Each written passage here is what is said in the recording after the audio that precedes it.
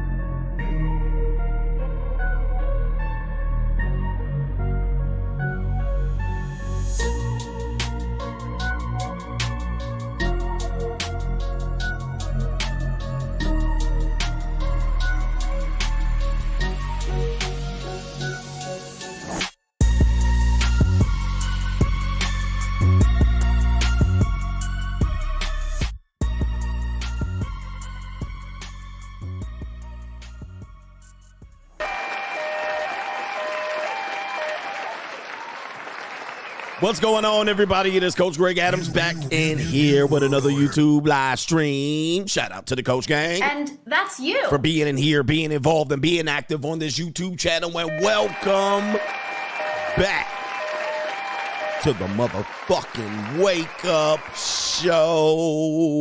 Part of the Free Agent Lifestyle podcast here on the Free Agent Lifestyle channel. You in here with the Bruce Wayne of this ish, the King of Kings, the King of Content, and the Speaker of Truth. Yours truly, the Notorious One, a.k.a. Mr. Coachellini, better known as the Prognosticator, Coach Stradamus. And you're in the Desert Storm bunker with none other than EWF. That is every woman's fantasy and the whole fucking show. I'm the CEO, Niggero, of Fixes Binds, LLC. The unbinder, the undebatable, the undisputed best entertainment here on YouTube. You can also call me Senor Gregorio Graybeard. The ladies love to call me Mr. Third Leg Greg. Was just phenomenal. Also the man with no trabajo, the Mitch Slapper, the anointed one. Acknowledge me. I'm also the founding father of the After Pill. I am the junior college sociologist, the Morpheus of the mating matrix, the chocolated Confucius, the Black Moses, the deliverer. Also the man that walks in the spirit of Elijah. I'm the man with more nicknames than anyone in the game, but in case you forget those names, just call me CGA. See God Allah, and I be the 12-time demonetized champion of YouTube. We got a great show for you lined up today with the main event topic. Well, it's not really the main event. We're going to play a game. We're going to play a game. Do you want to play a game? Shout out to everybody else in the 1980s. Okay. Why women are easily replaceable, and they know that. Well, I didn't say it. A woman said it, and we're going to play a woman saying that, and we're going to see if you agree or disagree. A woman says women are easily replaceable, and they know that. And this gives you an indication of why they play the games that they play with you. Yes, you goofy ass ninjas. And that's you. You goofy ass ninjas that are in my chat right now wondering why the girl is quit playing games with my heart. With my heart. All right. And you're getting silly games played with you. And one of the reasons why a lady's going to identify women are easily replaceable, and they know it. All right, so we're going to play a game of disagree or agree later on in today's show. We also have stay-at-home moms are still campaigning for $200,000 a year in income for the job that they're doing, the unpaid labor that they're doing by raising your kids. Yes, women are willing to go back to being stay-at-home moms only if they get $200,000 a year. I mean, this is an old story. They've been campaigning for this for quite a few decades already, but now they're keeping the push, saying that stay-at-home moms are worth $200,000 a year. The only problem is, who's going to pay it? I mean, And that's you. how do you get paid for this potential labor? But they're calling it unpaid labor, aka slave labor, for raising their kids. Yes, we got that coming up. We have Doom and Gloom CGA, Straggle and Sniggle Theater, Crime and Law CGA featuring Fannie Willis and a familiar face. All right, that we got to report on the Fannie Willis details. All right, some interesting tea in these Atlanta Strag streets. We got that and much, much more. But to contribute to today's show, $ the Notorious CGA on the Cash App, Venmo, Coach Greg Adams TV, PayPal, paypal.me// Coach Greg Adams. And that is near the top of the description box on the Free Agent Lifestyle channel. And you can super chat by clicking the link on the top of the live chat on the Free Agent Lifestyle channel. Yes, indeed. And yeah, we got, you know what day it is? It is my favorite day. Greg Fu Young's favorite day. It is Takeout Thursday. You know Greg Fu Young is going to be back. All right, look at this ninja right here, just starving. Yeah, that brother's starving. All right, we got ling-lings galore for you right here. We got some takeout for y'all, man. I'll take 4 takeouts. I'll take 4 takeouts on and on good day. All right, so we got that to look forward to. We might have 2 rounds of takeouts. All right, but you know Takeout Tuesday, Takeout Thursday. Takeout Thursday is one of my favorite days for sure. All day. What kind of fuck you give me? Yes, I get it, baby. I got it. All right, now we might have some super chats. Oh, by the way, last night we got record views. Well, for the Ask Coach Greg Adams channel, we did a panel on the Ask Coach Greg Adams channel. It went almost 3 hours. We had a special guest at the end of the show. Steen the Dean Williams came in and talked about it. We talked about some stuff at the end of the show, but we had panels of guests upwards to 15 or 20 gentlemen that came up. We had a young lady.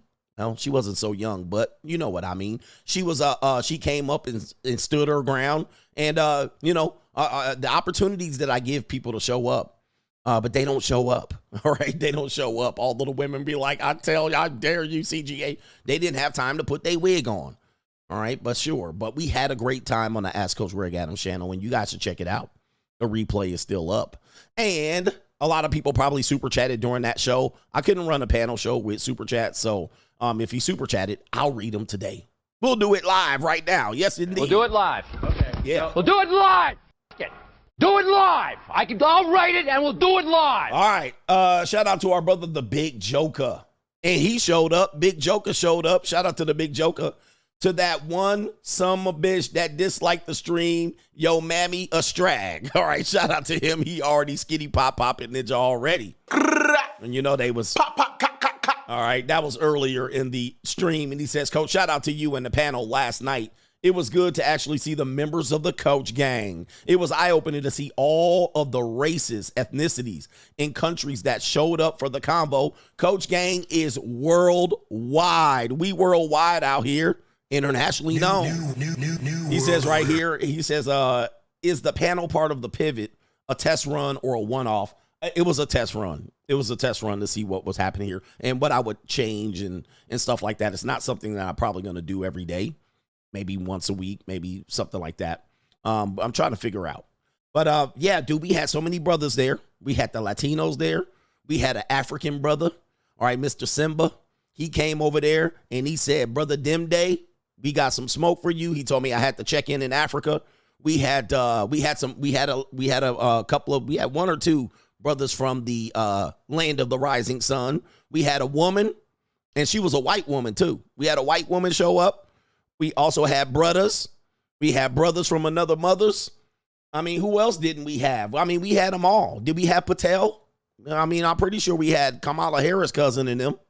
We had everybody there, brothers. And Brother Demday Brother Demday came up, and he was already charged up.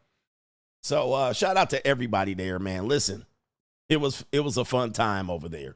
All right, let me see what's happening here. For some reason, I'm refreshing the screen. Is the super chat not active? Okay, let me see here. Okay, the super chat is active. All right, I see what's going on here. All right, it was a fun time. It was a fun time, man. Anyway, no sisters showed up though. What's going on with the sisters? I know y'all didn't. Why y'all didn't show up? Too late? Y'all had your bonnet on? They was like, we got our bonnet on already, coach. All right, we not coming on your screen. Pause. Coming on my screen. All right, we got let's see, Brother Vance. What do you gotta say? Okay.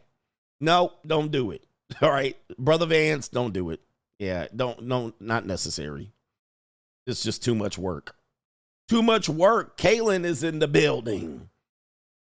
Kaylin says, what's up, coach? He says, having to do chores to get a blowjob out of your wife makes female promiscuity worse. Katy Perry duck sicked a lot of men who've never came close to busting some suds. He says, and of all the places for her to say this, it is the Call Her Daddy podcast. Just send it. You know, Call Her Daddy just got, what, $10 million? All right, I did a show on her. She got like $10 million. She has also revealed that she had got the HPV. She had warts in her punani. All right, she had to reveal that in order to sacrifice herself to be able to get that podcast. But the Call Her Daddy podcast is a female New World Order psyops. It's a psyops on women. New World Order. That's why they paid them. That's why they paid her all that money, because it's a feminist psyops in order to depopulation agenda. All right, 2035, whatever you calling it here. New World Order. Maryland guy says that clip just goes to show you that even Chad goes through it in marriages. Man, let me tell you about something. We're going to talk about Chad. We're going to talk about Chad today in tonight's show. We have a Chad Enrique who says an NBA player stole his bish. Yep, right from under his nose. Now, it really wasn't his bish, but this is going to be, because a lot of guys, we use this Chad, Tyrone. They don't have to pay. They get whatever they want. They get the slate. But I've been saying a long time, and a woman's going to back this up in a bit, that Chad and Tyrone has their issues too. All right, and they have their issues is because the top-notch women that they go after, that they have to compete for, they are competing against men with status and money. All right, so it's not just the easy layup for Chad and Tyrone. Now, it is for your girls. It is for the 4, 5s, and 6s. It's an easy layup for them. But when they're competing with highly attractive women, they have to compete with ninjas that will take your bitch to Monaco in Costa Rica. Okay, so they're just going to be like a bouncer. All right, they're a bouncer Enrique. They're a bouncer Tyrone. Well, for the top-notch broads, he just don't get his pick. He don't just get his pick. And if he does, his pick, his girl will bounce on him just like that if a ninja with status and money showed up real quick. All right. So anyway, a lot of people don't realize, it was $100 million, not 10 million, 100 million. Jesus. All right. But yeah, man, a lot of people don't realize that Chads go through it in marriages, relationships, and they go through it in the dating marketplace too. It's not as easy as we want to pass it off, but a Chad can steal your girls for sure. Yeah. Shout out to our brother. Let's see. That was yesterday. I'm getting confused here. All right. So the PayPal is delaying loading. Pause. All right. So we got to get these brothers in here. Shout out to our brother Loud Pocket says, I'm a horny old man. You got some big ass titties. All right. Shout out to that old school guy right there. Shout out to Super Mario says, Mr. Late Night Show. I'm coming up next time. Shout out to you. And I'll let you guys know when I'm in the mood to do it. Because I did how many hours of live streaming yesterday? It was like 9 hours. All right. I don't know how these YouTubers do. I don't know how these young brothers do it. Mr. Travolta, what's up, coach? Just a small donation for Takeout Thursday because I like the ling kind more better. I was just catching up on the replay of her call-in show from yesterday. Shout out to all the Coach Gangs members that called in. The message is important. So many men experience what you talked about and you talk about every day. We all can't be crazy. Keep on doing what you're doing. Free agent lifestyle for life. Yes. And Big Joker ATL.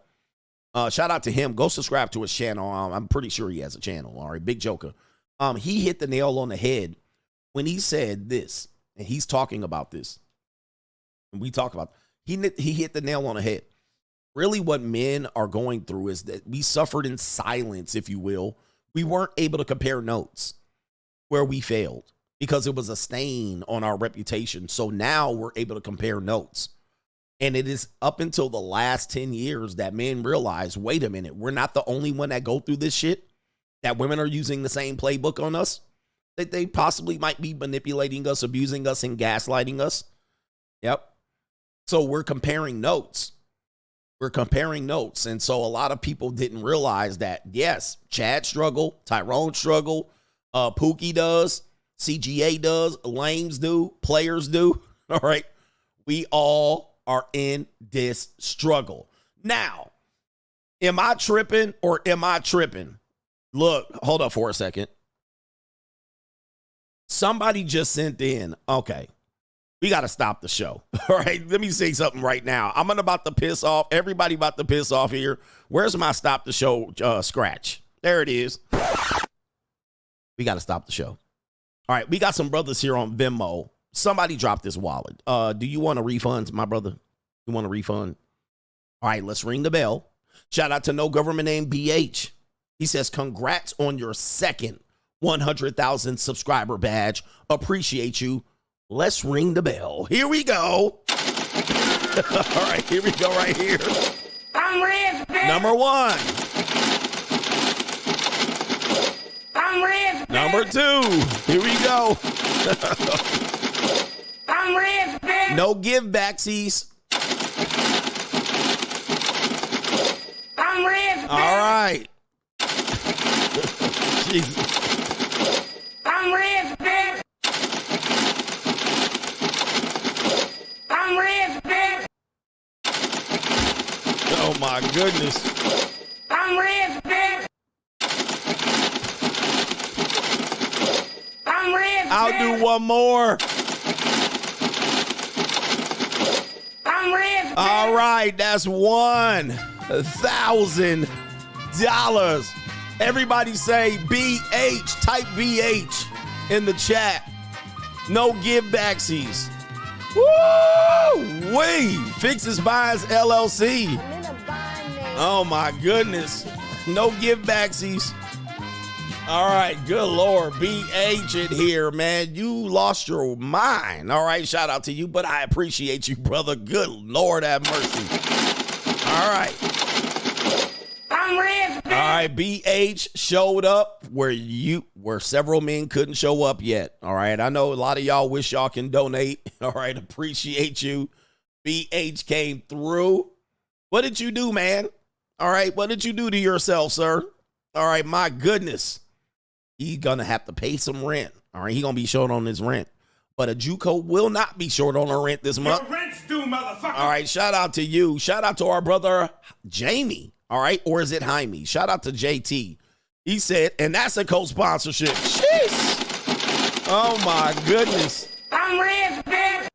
This show is already off the rails. JT. I'm going to call you Jamie, but we'll call you Jaime. I don't know what it is, Mr. Torres. Thanks for all you do. Since I started watching you in 2020, debts paid, and just started to watch it all come in now from the rentals due to your advice. Locals is on fire, and I'll be at the JUCO in the next few weeks. No chores for me, Coach, and JT, Mr. Torres. That's a co-sponsorship. Jesus, man. My goodness. And let me just say, Travis came through, Travis V. He says, bring me back on the show again. I have to respond to that woman who was on earlier. So, okay. Oh, I see you. That's what you were waiting for. I did see you waiting in the background, but I didn't have that up. All right, we'll fix it next time. Shout out to you, Loud Pockets Extra Credit. Appreciate y'all for being here. And yeah, man, goodness gracious. All right, what a kickoff. What a kickoff to today's show. Ninjas, anybody want to match no government name BH? All right. Anybody want to match him? All right. Anyway, somebody's knocking at my door. Hold up for a second. All right. Let me see. Is anybody at my? All right. All right. Somebody at the hoes already heard what happened. Your rent's due, motherfucker. Let's get into it. You know what day it is too. Now that we're excited, let's get some takeout on your screen. You know what day it is, gentlemen. Let's march them down the street. Hello. What kind of fuck you give me? Let's get some takeout. All right, some takeout's gonna be blessed. All right, this week. Tonight. All right, we got some takeout on your screen. Oh my goodness. Whoa. Oh, the humanity. Okay, look at this. Oh my goodness. Oh, okay. All right. Okay, let's go. Woo. Hey, let's go. Yes, indeed. We got them lined up tonight. Oh, okay. Oh, shit. Show me what you got. Show me what you're working with. Oh, shit. Damn. Oh, throwing your back out. Oh, man. Damn, she's shaking it off. Okay. Oh, my goodness. How many days of Ling Lings do we get today? Okay. But the petite time showed up. Oh, my goodness. Here we go. Oh, my goodness. Oh, the humanity. Yeah, she said, oh, my goodness. Okay, here we go. Do you prefer them saggy or perky? Oh, the humanity. Oh, my goodness. They all over the place. Here we go. Yes, indeed. Yeah, here we go. Yeah, yes. Oh, my goodness. Oh, the humanity. What in the world? Who is that? Whose wife is that? She looks well taken care of. We got Ling Lings galore. Hey. What kind of fuck you give me? Yes, indeed. Yes. Okay. Indeed. Yes, indeed. I like it. Choked, whooped, spanked, told what to do. Yeah. I need a man to take charge and let me just, be goofy. I got you, baby. Hey, that's what we do. What kind of fuck you give me? That's what we do on Takeout Thursday. I got you. I'll take care of all of that. All right, here we go. Greg Fu Young is on top of it, baby. I'm going to tell you. Greg Fu Young is on top of it. Anybody need some mushu, some eel? Anybody need some shrimp fried rice? Anybody need some dumplings, egg drop soup? Anybody? All right, CGA will do it. All right, CGA will do it. Stephen Weiss says, CGA, that JUCO I just seen on Monday hit me up yesterday asking for $40 after I gave her a fistful of 20 on Monday. Geez, where did all that money go? Well, all right, let me just tell you how to. Can't you get it through your thick skull that I'm broke? Dead, flat, Sweet and stony, sour. broke. I've got $3.85 in my purse. Let's just tell you one thing we know about the JUCO. All right, and shout out to everybody that's at the JUCO, man. Let me tell you, one thing about the JUCO is I don't care what you gave her yesterday, she ain't got it today. She ain't got it. It's gone. Bam. All right, join me over on Locals. CoachGregAdams.locals.com. We talk about, the realities of the monetized dating marketplace. We had a brother come on. We had two college brothers come on last night on the Ask Coach Greg Adams channel, and they was like, yeah, the JUCO is wild. All right, they're like, they got girls in their dorm. They say girls in high school at the JUCO. I don't even like to talk about that because, but they said it's happening. All right, it's out here. The streets is wild. But guys, whatever you gave her today, it's gone, man. It was gone before she left and got in her car or the Uber you sent her back on. It's already gone. Like, it's gone. Dude, I can put money in a woman's hands today. It's gone in 2 seconds. All right, it's gone. She already got that money like this.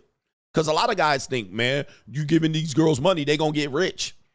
They're not getting rich, man. They ain't getting rich.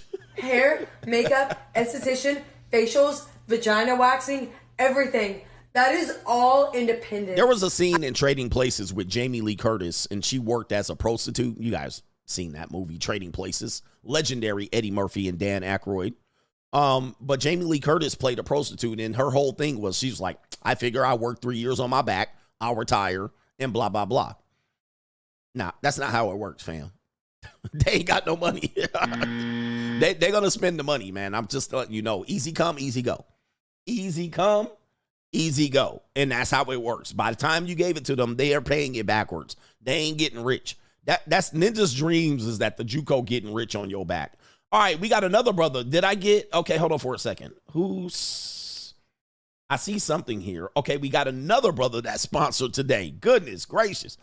All right, shout out to you, Mr. Travolta. He says he liked the Ling Ling time. All right, so shout out to him. I even said this track, but he's a sponsor.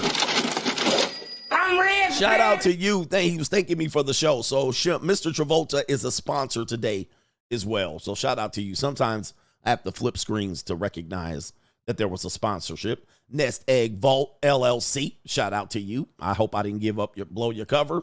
All right. All right. And yeah, we got everybody. What a start to today's show. Let's get into the first part of the show. Doom and Gloom CGA. Speaking of women and money, Doom and Gloom CGA. Let's go.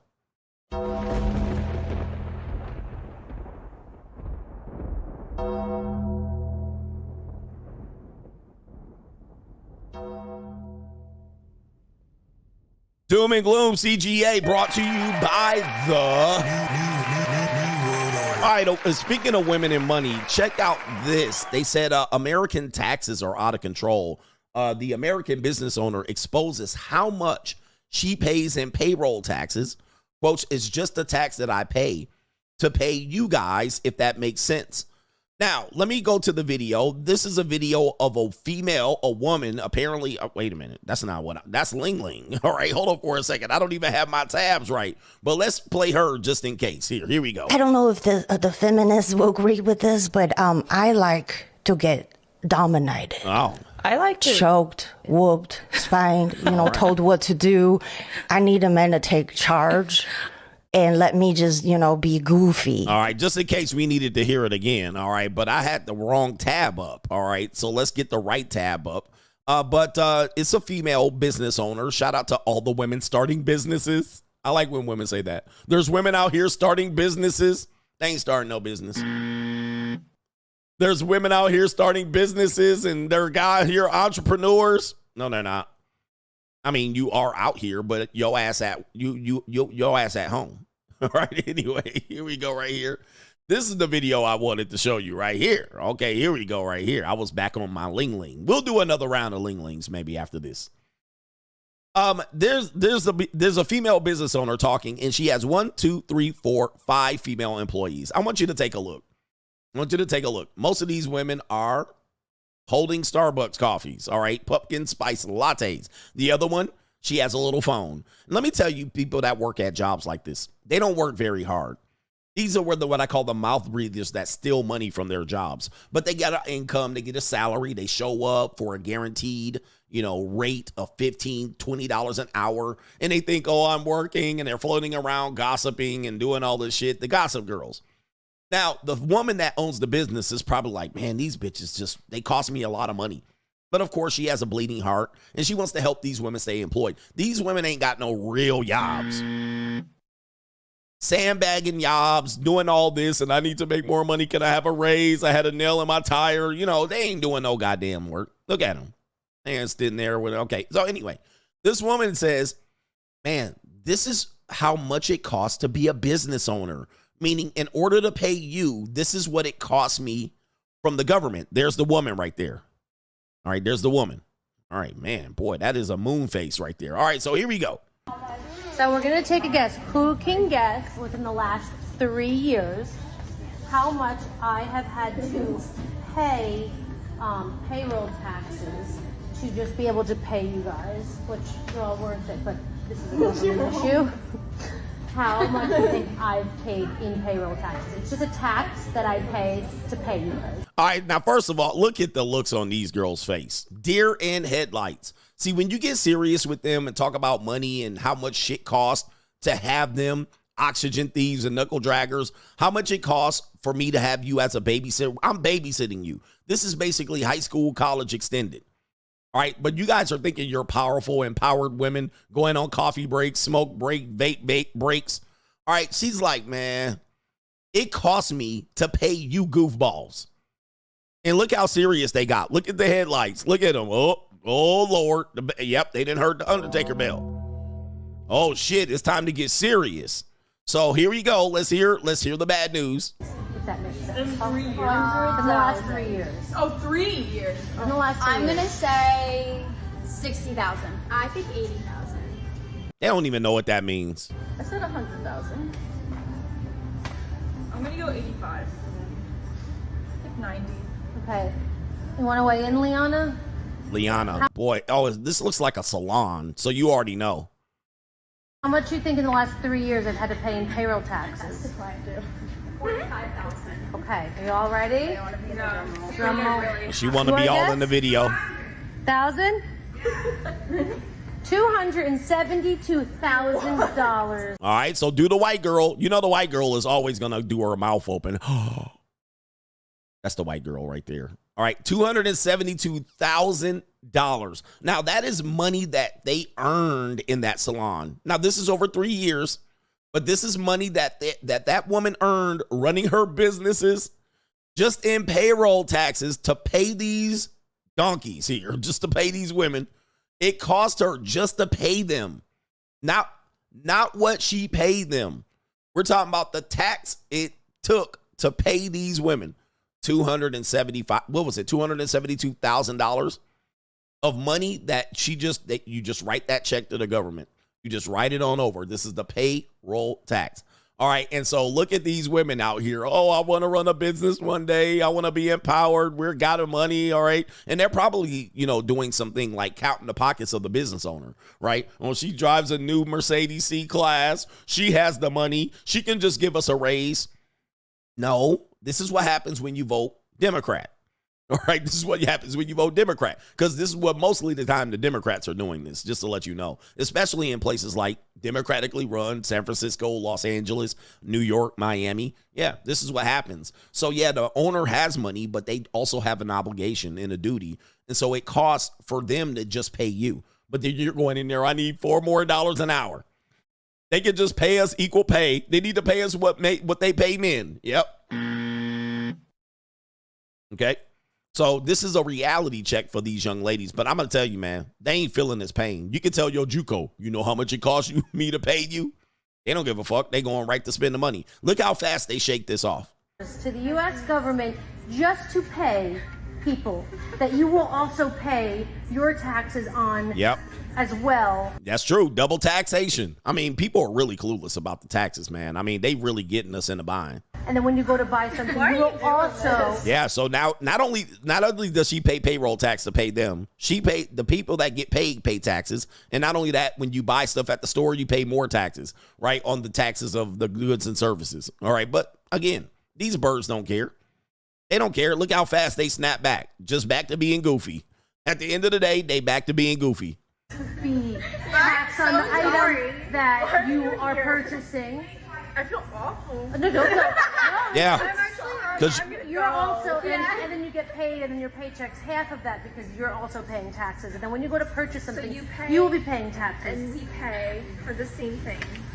Look at that. I mean, I'm going to tell you what's happening in their head right now. Clueless. Clueless. They don't care. They just need new lip glop after Sephora or the CVS. They don't give a fuck. Like, dude, I'm telling you, man, people threw tea off of a boat for less taxes in this. That is what it is. You know what I mean? They got taxed for tea, and they was like, what? Anarchy. All right? People went crazy. But today you get taxed on your money 3 and 4 times, let alone not your retirement tax too. Your capital gains tax, your 401k. All right, you're getting taxed on that same money that you earned 30 years before that you put in a tax shelter. When you start taking it out, there's a tax to that too. Yeah. All right, but again, men make more money than women, right? They don't care. Look at them. Tweety Bird. Right? They're in headlights. When you get serious talking about women, and when it comes to money and normies, I don't care if it's women or men. Liberals too. When you get to talk about money, them motherfuckers, they don't care. Tax me at 50%. I don't care. All right, don't do it now. All right, anyway, it's a necessary thing. Oh yeah, but don't tax my check. The U.S. dollar is taxed 1 million times before it even ends up in someone's hand. So we used to go to war for taxing. Exactly. She's right. Of course, we got one smart one in the building, and of course, she's the slimmest, most thinnest one. And look at the other ones. Lord, I'm busting zero grapes about this. Yes, people used to be like, what? Hell no. Today, okay. All right, I guess it's the price of living here. No taxation without representation. I could buy a house with that. Yep, me too. No wonder. Anyways, love you all. Yeah, love you all. Oh, boy. Gotcha, bitch. And there they go, sucking down their Starbucks or their boba. They don't care. All right. And really, Americans don't care. You guys are getting fucked because you guys think money grow on trees. Women think men got all the money. Men should have $20,000 in their bank account. How much you got in yours? Oh, 500. Well,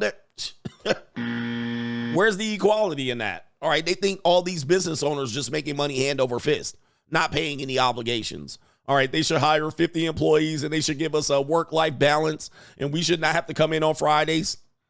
All right, but yeah, man, this is the normie, the oxygen thieves, the knuckle draggers, all right, that we deal with in our country.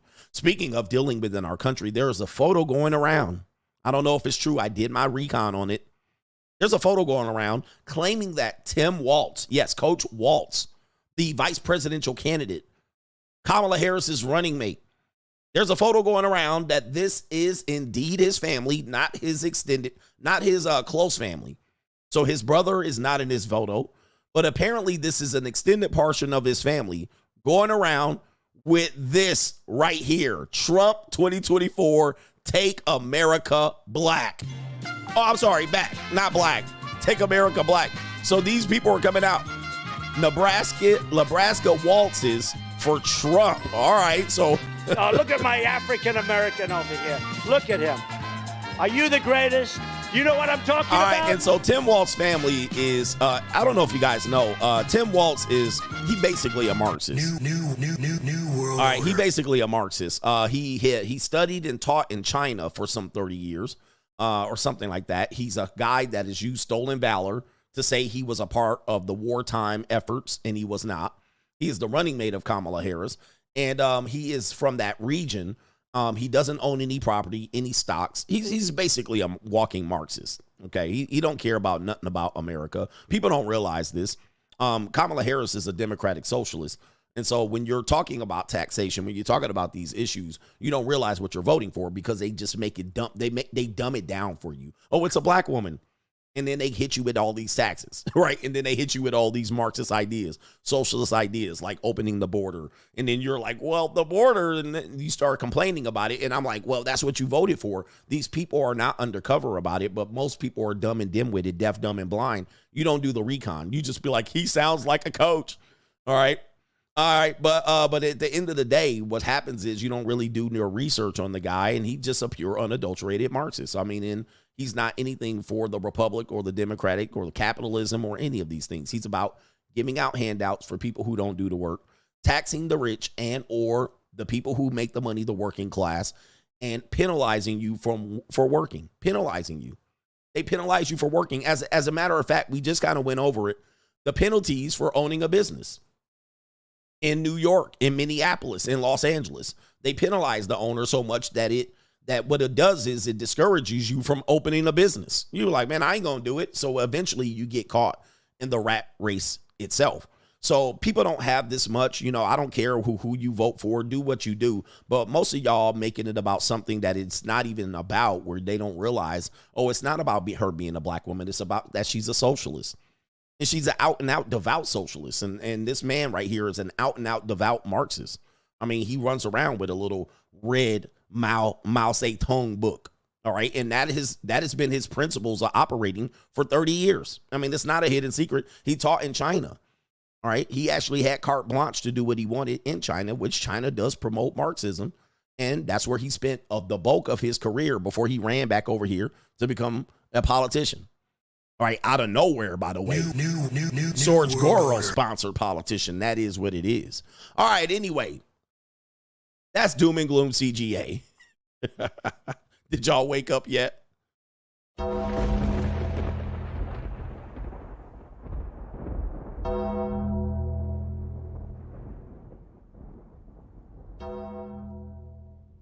All right. Burn, baby, burn.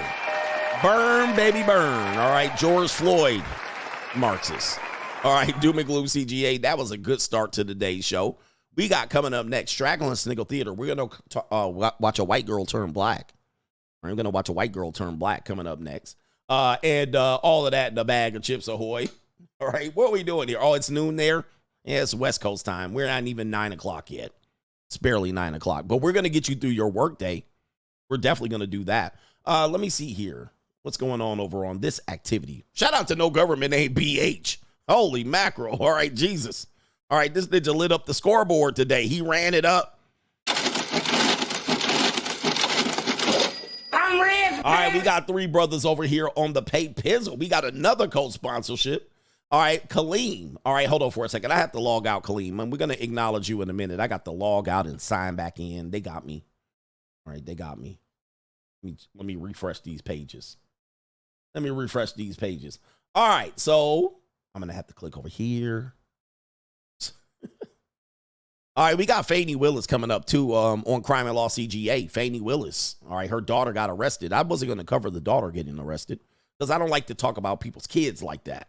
However, we do have an interesting development with Fannie Willis, and we're going to see if we're going to hold her accountable here. Shout out to Kaleem with the co-sponsorship. Yeah. He says, I'm still catching up on replays on Rumble, but wanted to show my appreciation for all your hard work. You are the ultimate motivation in your desire. You deserve your flowers, and I desire my flowers. Shout out to you, Kaleem, with the co-sponsorship. Appreciate you. And by the way, for those looking for the replays, join me over on Rumble. Rumble has all the replays for free. I'm not trying to price gauge you. Remember Kamala Harris jumped up there. America suffering from price gauging. Jesus. Price gauging. All right, Mr. Travolta, what's up, coach? I sponsor, but you didn't acknowledge me. I got you. Did I acknowledge you already? I got you, brother, man. I figured it out. Acknowledge me. You said show got me sniggling already. Shout out to the coach gang. I acknowledge you, but let's acknowledge you again. Shout out to Mr. Travolta for the sponsorship.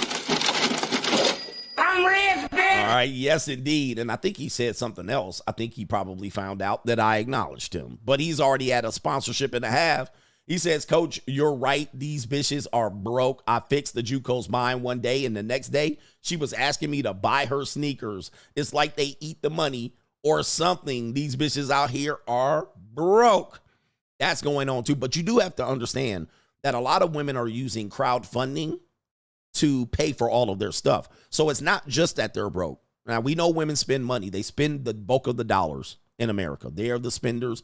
They are the people who influence spending. So we know this. But they also know how to finesse people, right? So they also know, like, all right, let me see if I can get some shoes off of this person. All right, let me see what else I can get. Let me see if I can run his pockets. Very short-sighted thinking by them, because eventually you're going to figure it out and you're going to be like, that's okay. And then they just go to the next guy, the next guy, and the next guy, and they crowdfund their sponsorship. Phones. This is how they have phones and little shiny license plate frames and, you know, acrylic nails. Crowdfunding. So they're crowdfunding their shit so they don't have to pay for it. Now, then when the bills need to pay, then they go ahead and get their binds fixed. Right. So that's the game that they're running out here, and they run it. And it doesn't matter. It doesn't have to be a sugar baby. Your daughter runs the same game on her father. The daughter runs the same game on her father. Like, it ain't no different. It ain't no different. I know a lot of people would like to be like, well, it's the broken home women. No, daughters run the same game. Hi, Dad. Hey, Dad. There's some new Ugg boots that came out. Is it possible? So I'm telling you, I don't care. Wives run the same game on their husbands. If you clean up, I'll duck your sick. All right, and guess what happens? She won a new purse. Girlfriends do it. They all do this. This is women 101. Understand this. It doesn't matter if the woman comes from a broken home or a two-parent household, or from a family of wealth, from a life of poverty. They all do it. So as soon as we get it through our thick skull, that's how they operate. You get That's how they your operate. Thick skull that I'm broke. Dead, flat, stony, broke. I've got $3.85 in my purse. That's how they operate. Shout out to our brother Leo K regarding taxes. Camel Toe Harris plans to collect capital gains taxes on unrealized gains, which is so dumb, it's historic. Buzzer. That's where we are. I mean, out and out, straight out socialism. It's on its way. And people are voting for it. I've been saying this for a long time. People are going to vote for it. And they don't realize they're voting for it because they basically hide the person. They hide the candidate. They don't let them interview. They get a couple stand up in some, they hire some people to come to their little thing and be like, oh yeah, oh, she's got so much support. Then they vote for it. Then they're like, why don't I have enough money for bread?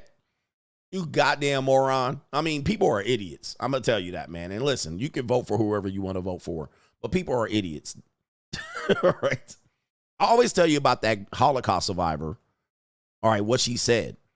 And if somebody ever finds this clip, please find the clip because people think I'm making this up. I'm not going to say what race, what people. We know I can't say that. But the woman, the Holocaust survivor, said, like, a lot of the things that happened as a result of some of the things that happened in that time with the little mustache man was a result of things that we voted for. Now, he was going to do what he was going to do anyway. All right, but he was going to do what he was going to do anyway. But a lot of the things started initially by voting in. Let me give you an example. I'm going to give you an example. Like gun rights. A lot of people think, and especially with this mass shooting issue at the high school, people think that if we just got rid of all the guns, right, we solved the problem. And I'm like, that's dumb. I mean, do you realize how much of a quagmire that puts you in? So let's just take the little mustache guy. At some particular point, he said, you know what? It's probably not right if you guys had guns. We want things to be safe. And they voted for it. Now, 12 years later, they probably wish they didn't vote for it. But guess what? It's too late. It's too late. You're in a gas chamber. And the reason why, they're like, you don't think the government, why would we need protection from the government? Well, there's been demonstrated over society that that's what they'll do. They'll do it. The government will be like, well, guess what? You're shit out of luck. Nobody to protect yourself either, and we got all the guns. Not only that, the bad guys have the guns too. You think they're going to be like, shit, we can't have guns. What will we do? Let's get knives and chains and rocks. No, they're going to go get the guns that you turn over. And you're going to vote for it. You're going to vote for that. And 12 years, 20 years later, it's going to be, whoops, maybe we shouldn't have done it. Whoops. So that's an example of what the woman was talking about. You didn't vote in to get put in the concentration camp, but you voted in your ability to not protect yourself in an instance. At least to let off 2 buckshots. I mean, I'm going to let off 2 shots at least. I'm going to catch somebody slipping if they come up to my door. All right, if they kick in the door, somebody getting 2.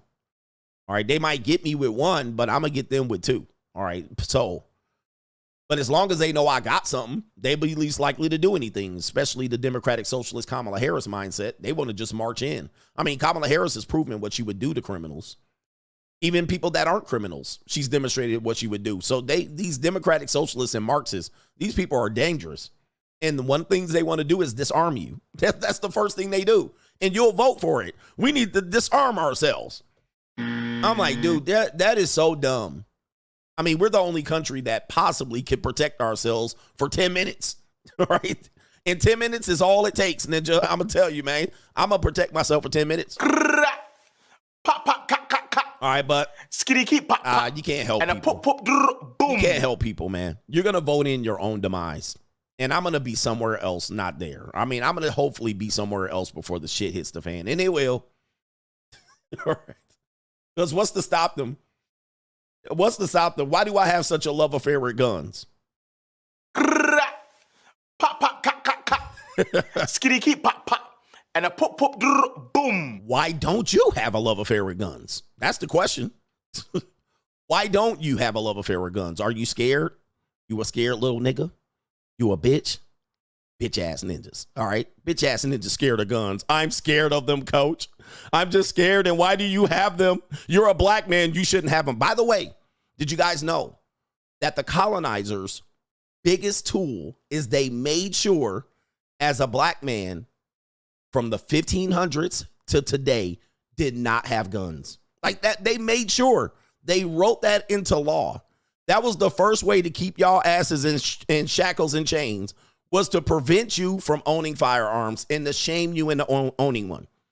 Like that was the colonizers' whole plan. Did you guys know that?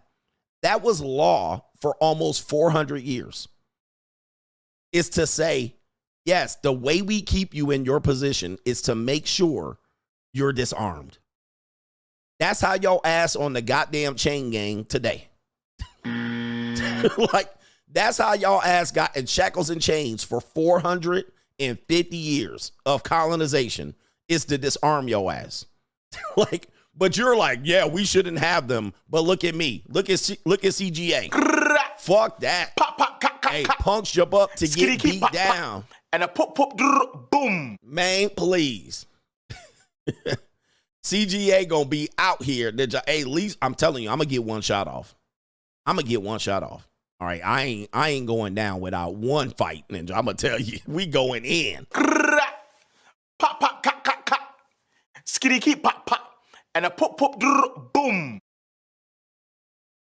And they did this in Mexico when the Spanish came over. Same thing in Mexico. They made sure the Africans that were in Mexico, and yes, they were there. A lot of you guys don't know your history. All right, the Africans of Mexico, they made sure y'all niggas didn't have no guns. The Spanish. All right, and the English people, basically, they made sure that that wasn't going to happen.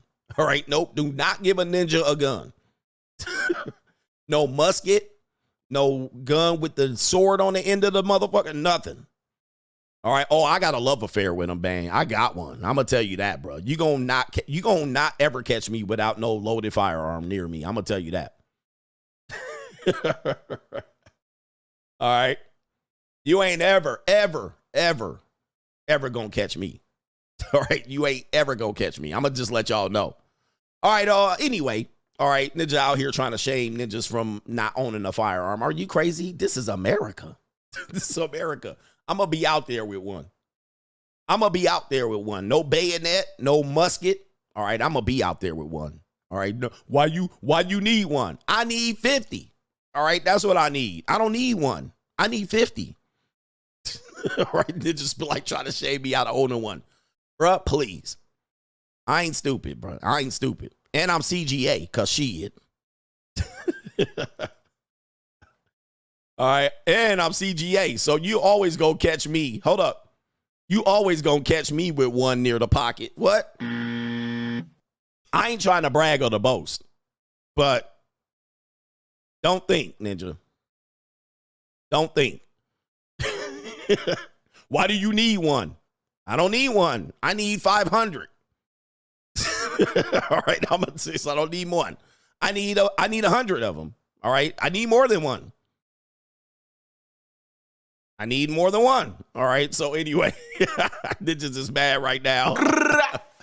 Pop, pop, cut, cut, cut. All right. Anyway, skitty keep pop, pop.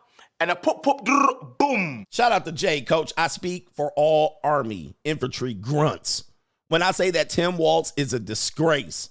I have 24 months combined in deployment to Iraq and Afghanistan. The only combat Waltz has seen is while playing Call of Duty. Man, send it for real. And he tried to say he was in wartime. All right. He tried to say he was in wartime. Disgrace. I hope people will continue to call him out. Don't let him off the hook with that shit. Straggle and Sniggle Theater. Let's go. Like, ride with me if you ride with me. You can slide with me if you feel like 550 on the 5 sticky. Come get high with me. That's a deal, right? Straggle and Sniggle Theater. All right. All the pro blacks are running out of the door. Oh, boy. All right. They're like, we don't need them, coach. We need 50 of them. All right, so what do we got? Straggle and Sniggle Theater. Oh, man, check this out, man. It's Makeup the Devil. All right, we have a woman that's going to go through a stages of beautifying herself. And this is, oh, my goodness. Take a look at this right here. Oh, the humanity. All right, so we got a pale skin. All right, shout out to the pale skins. I'm not against the pale skins right there. Porcelain princess. Red hair. Strawberry blonde. All right, look at her. Oh, she got the saggy waggies, too. Okay. All right, so this is her saying heavy girl makeup. Heavy girl makeup. All right, leave her page alone. Let's see what she can accomplish here with heavy girl makeup. Here we go. And there's a Taylor Swift song in the background, so I'm not going to what is going on right here? What is this shit right here? What the hell? Oh my God, no way. Okay, so she went from pale to tan. I suppose it's not black. It's something tan here. Now, this is overstepping the boundaries. I'm going to tell you, this should be illegal. This should be illegal. I mean, I guess if you're doing a photo shoot or something, but if you're going outside misrepresenting yourself like this is way too much. I mean, this is like wigs to black women at this point. I mean, if you're wearing a wig, you're very falsely representing yourself. And look at this. She's painting her face like Demolition and Sting and the Road Warriors. All right, and there you go. Wowzers, Ninja, ring the bell, man. This is just... Look at that. So there you go right there. Coach, man, she fine, coach. I hit. She a 10. All right, she started off as a 4, and she doesn't look like a 10 right now. I was just exaggerating. All right, she bad. And this is what she's going to take her picture for Instagram, and then she's going to say that she's not catfishing anybody. This would be catfishing if you showed up like this, and then I woke up next to you, and you were Casper the Friendly Ghost. All right, so you know what I mean? If you took a shower and you turned into Casper, and I saw all those freckles on your chest, and then before that, I thought you were olive skin. All right, let's get this banner changed. All right, yeah, that's catfishing. That's satanic. This is demonic. This is pure witchcraft. All right, so there it is right there, and she's got her hair did, and she's like, what? I'm a baddie. I deserve a top-tier man. I deserve a man that makes $100K. Well, you look like a piece of trailer park trash or somebody from somewhere near Tacoma or Seattle, Washington about 10 minutes ago. All right, so I don't know what you deserve. I mean, because you're definitely catfishing the hell out of the guy. All right, man, that is crazy, isn't it? All right, oh, man, see, that's what she looks like beforehand. Oh, my goodness, man. Shout out to the humanity. A whole muskrat. Irish to Italian, yes. All right, Irish to Italian. All right, man. Shout out to the muskrats out here. All right, Straggle with Sniggle Theater. It says right here, when your dad is single and diabolical. Shout out to you brothers out here. You know, you got them, you know, today's generation of fathers aren't yesterday's fathers. These fathers will put something on a young piece of calico. So this is a guy says, when your dad is single and diabolical, part 2. I don't know what part 1 is, but this is him and his girlfriend or his wife. Let's see what the father says on the phone about their relationship. I'm saying is that dude that you seeing really belongs to Weenie Hut General. I'm just saying, man. You look, you can ask. Ring. Oh, it's my pops right ring, here. Ring. What's going on, Papa? Hey, son, what it look like? Tell me something good. Oh, man, I'm doing good. You know, me and Shawty about to hit a cafe. You know what it is. Hey, Mr. Robert. Mr. Robert. Hey, man, I'm going to be around your way later. You want me to bring you something? Dad? Put that freak on the phone, son. It's grown folk time. What? That's a Jezebel right there. You don't know what to do with that. Father. She talking some, hey, Mr. Robert, see, that kitty cat need to get whacked. Father. And you ain't doing jack. So why don't you just tag me in the match and put that freak on the phone? Oh, that is a nasty, neglected Nancy, son. A dubiously disgusting devil, and I'm finna take her to church, son. Booty hole probably puckering right now. Oh, no. If you want to drop something off, make sure it's that freak in that honey pack so I can take it to the sack. Now put that freak on the phone. I ain't gonna tell you again. Oh, no, not dad out there. Hey, man, daddy out here. Get him daddy season. Get him daddy. It is get him daddy season out here. I told y'all let's get him daddy season. I'm Peppy. All right. I wouldn't do that to my son. But if I tell him, yeah, that's a 304, I might have to take her off your hands. I'm not saying I would, but you know. I'm looking out for his best interests out here. Not out here, the booty puckering. Not the booty hole puckering. Not the booty juice. All right. Yeah, man, it's tough out here for you youngins because it's get 'em daddy season. Daddy. You can blame these wives for divorcing all these men out here, and they got a little money in their pocket out here. I got money. All right. And so a lot of these old men got divorces, money in their pocket, and a lot of single women out here, 304s in a bind. It gets tough out here. So they think every woman's for sale. Every woman's for sale. I got money. All right. Put her on the phone. I can fix a bind real quick. I'll take her off your hands. You don't need that. All right. You don't need all that. All right, apparently Puff Daddy and his son was doing this with a girl as well. I can't remember who the girl was. Maybe you guys remember, but they were supposedly sharing a girl at one point. Who was the girl? I can't remember, but it's devious out there. These diabolical. Not the honey pack. All right, we got Straggle and Sniggle Theater. Here it is. This woman keeps it real. We're going to talk about this tonight. Wow, okay. Big back, big back. Big back, big back. All right, big back alert. And look at that fine piece of calico, that Ling Ling sitting back there. I got something for her. But let's take a look at the big back. One of the things I've been telling men is that, dude, Chad and Tyrone are, they nasty. They are nasty boys. And now one of the things that you'll say nasty is that a big, fat, ugly woman cannot get a top-notch guy to have sex with them. Now, this is wrong. Now, I'm not saying all top-notch attractive guys will have sex with a big back, but most will. And this in lies the problem of the dating marketplace. Now, this woman's going to talk about this. She's going to say there was a handsome guy, and people are going to say she lying. And I'm telling you, she's not lying. Men that are highly attractive will smash a donkey, a booger wolf, a knock-knee, a cockeyed. They will, and they will take your girl. Let's play the video and see what she's talking about here. Is she speaking facts? He's really smashing me. He's really smashing from the back. He got me in a choke. So he likes this. So this is what he is. No, in my head, I didn't like it. I was in my head, it fucked me up. I'm not gonna say I didn't bust my nut, but I'm saying in my head, mentally, it fucked me up because I'm like, bro, this nigga on social media is for all the bad bitches. He's wearing chains, but bro, he's fucking a bitch that looks like a gorilla that has a big ass back. What are you talking about? Why are you doing that? Really? All right, so you hear what she's saying. She's like, hey, this guy on Instagram, he's an influencer. He got chains, gold teeth in his mouth. He got money, and putting her in a chokehold, and she liked to get dominated. Now she said, I didn't like it.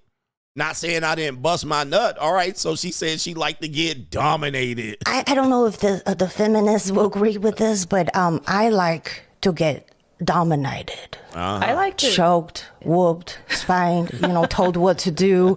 I need a man to take charge. Yeah. And let me just, be goofy. All right, and so look at the Ling Ling down here, trying like, I need a high value man. But the high value dudes and the dudes that are Chad Tyrones, they will slide through and break this off.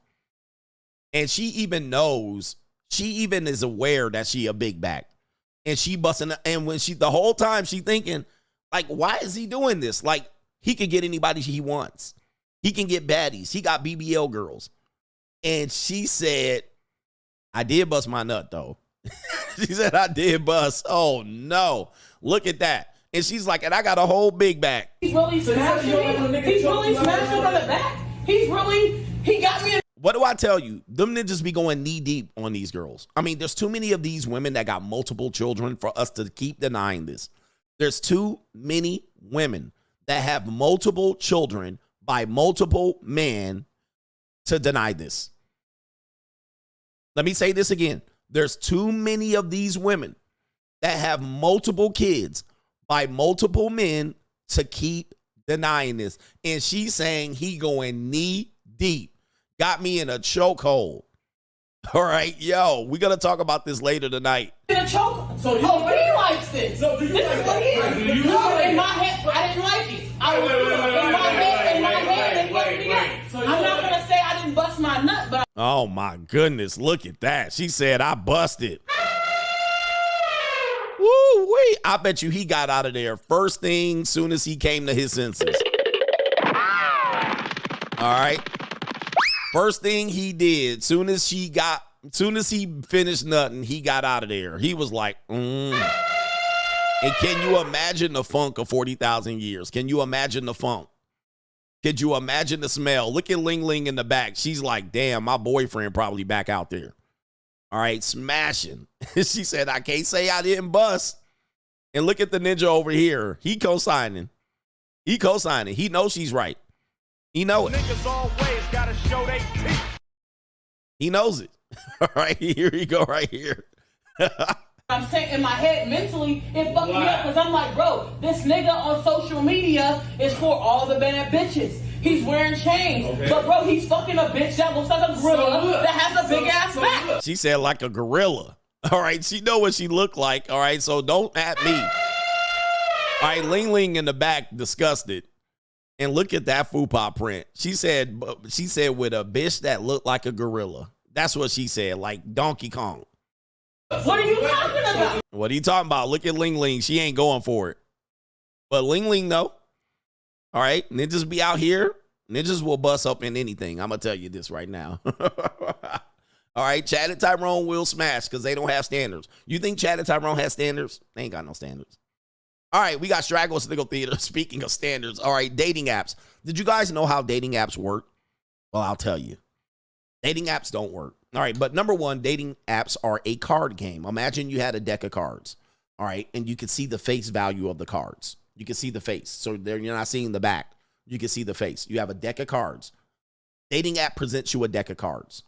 Basically, you take the cards and you can see the face value. 2, 3, right? 4. You would actually throw those away until you get to the big joker or the ace or the king or the jack, right?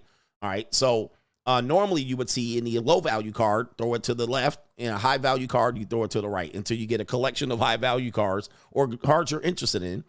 And then they'll keep showing you more cards like that. So you train the deck, you train the algorithm, which is the deck of cards, to select more people like that wherever you give the highest value to. Now, unfortunately, men swipe right on most women. Men swipe right on most women, but you don't see all women on the dating app. You only see what the algorithm potentially might believe that you like. Now, one of the things is when you put in your settings, who you are, your height, your weight, your race, your educational background, they're only going to show you a selection of women, and they're going to present only those women in the cards.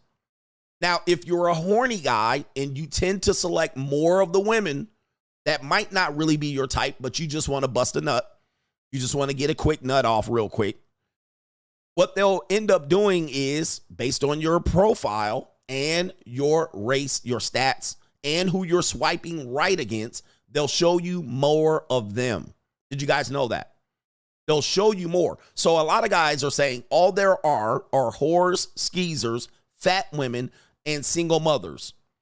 That's all that you'll say that. Dating apps are full of single mothers, trailer park trash, fat women. One of the reasons why is you keep swiping right on them. The more you swipe right on them in your desperation or just to speed date, they'll show you more of that. Now, if you don't swipe right on those, you will see less of them.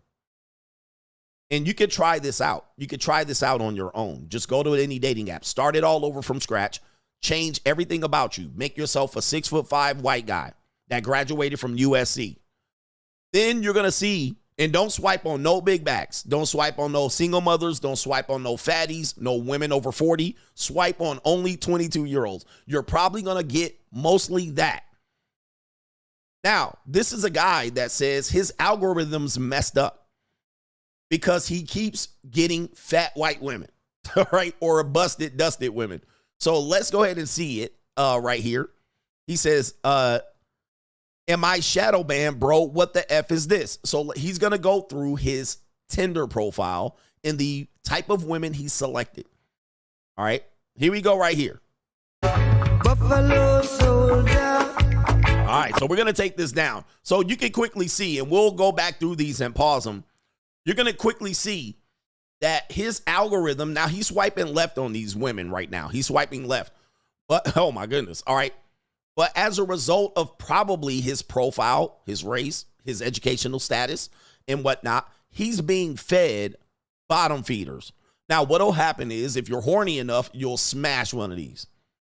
All right, you'll smash. So it's not that the dating app has all slump busters. It is that when you're desperate, you train the algorithm to feed you more of what they think you might like, especially women that are kind of delusional. So there you go right there. You guys didn't know that that's how dating apps work. So we got fat, white, redhead. All right, Ninja's going to smash that for sure. All right, that's going to be an easy smash. All right, and there is, looks like a Alyssa, a big, fat Latina. All right, that definitely looked like a single mother Soggy. All right, we also have this woman. All right, Pig Suey with her pappy. Trailer Park Trash, 19. All right, this is not Shadow Band. We got big old, big slump buster, Snow Cow. Snow Cow, oh man, I mean, look at that. There you go right there. Yep.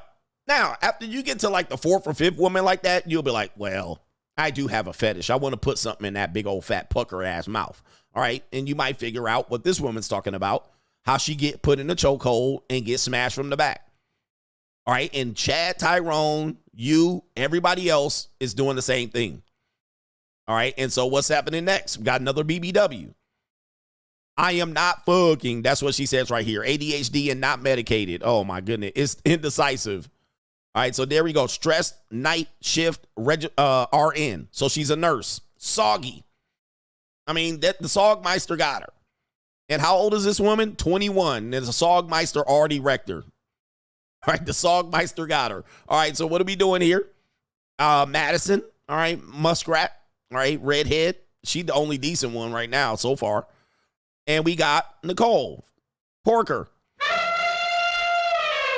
All right, but again, this is what happens. Looks like J 304. All right, if you will. Porker, another one. Damn, these girls too young to be looking like this, fam. These girls way too young to be looking like this. All right, but unrealistic, another one. Porker, another one. I love the cook, bake. Yep, that sounds about right. 19, and there you go right there. All right, that. Big arm, big back. All right, that's definitely a big back right there. That's a big back. Big back, big back. Now, big back, big back. All right, when you realize the JUCO don't have none, well, they do. The JUCO has some of these girls here, but they got the prime 18 and 19 and 20 years old. These women are 20. All right, there she goes right there, and another one right there. And we got. I'm always hungry. Yep, that's a whole ninja. All right, and there's another one. I'm always hungry. Right there. So all I spend my money on is food. There you go right there. Yep, there we go. And there, Coda is probably decent, but that's probably, a face, no waist, what do we call it? No waist picture, neck up, the neck up, and she done cropped out her hair. She a biggin. She's a biggin. All right, she's definitely a biggin. All right, let me see here if we got a couple more. Oh, Jesus. All right, goodness. There you go. Now I got to I mean, you got everything. You got mental health meds. I mean, you got a liberal, chopped off hair, feminist, pork, snow cow. I mean, just everything in one. Everything in one. You got everything wrapped up in there. All right, zombie, daddy issues. All right, who else we got? Another one. And so, look, when you're at the JUCO, you don't have this many porkers. And these women are 18, 19, and 20. And they all done. Look at that fat, chubby-ass finger, bro. Look, I mean, look at what we got. All right, but this is dating apps for you. This is why dating apps are an absolute dumpster fire. Another one. Gordita. All right, Gordita. 22. All right, and Strag. All right, so there you go. Kaya. Straggle. I mean, she ain't have bad comparison to the other ones right there. So there you go. And then guess what? You end up smashing. All right, then you end up smashing. Let me see if I can pull this up real quick. Then you end up trying to figure out. Let me see if I can find. Well, wait, where's my feed? Okay. Oh, I see a lot of people. What's going on here? All right, what part of the feed is this on my Coach Greg Adams channel? All right. Oh, I see what I did. I was like, what is this? Oh, I can't even find it. All right, let me see if I can find it on Facebook. So this is what you end up doing right here. All right, at the end of the day. So you join the dating app and then your first match shows up. So right there. And guys are doing this. This is the plight of men today. You're like, well, fuck it. Now she shows up. That's what happens. All right, that's what happens right there. It happens to the best of us. It happens to the best of us right there. And it happens to the worst of us. Down bad. There it is. Your first date shows up. Yeah. And then she shows up. Where are we going to eat? Are we going on a real date? I'm always hungry. Yeah, big back activities. And then you picking her up, and then you mad after you bust, like this woman said. Then after you bust and she bust, she try to be mad at her and call her names. It happens, but your self-esteem takes a L. Your self-esteem takes a L on that one. All right, but anyway, that's Straggle and Sniggle Theater. Like, ride with me if you ride with me, you can slide with me if you feel like 550 on the 5 sticky, come get high with me, that's a deal, right? Straggle and Sniggle, hey, we got Crime and Law CGA, Fannie Willis making an appearance on the Coach Rick Adams channel or the Free Agent Lifestyle channel. He said, now your transmission is slipping. This is one of the reasons why I got a nice car, is to prevent shit like that. Can't put these girls in my nice car. CJ, women think older men are manipulating younger women. It is the opposite. Younger women are manipulating older men. Women are getting more out of the relationship. Young women get access to the older man's wealth and lifestyle. The only thing the older man get is access to her body. And perception from our side is that she's losing nothing. However, that mileage is going up. Okay, women's really, I mean, a lot of people think like that, like the woman is getting the better end of the deal, but you are putting miles on that punani, all right, and that will highly affect her negatively. So you are taking from her when you're taking from her body, all right. But I see what you're saying. They are getting a deal that they can't get, in any other way.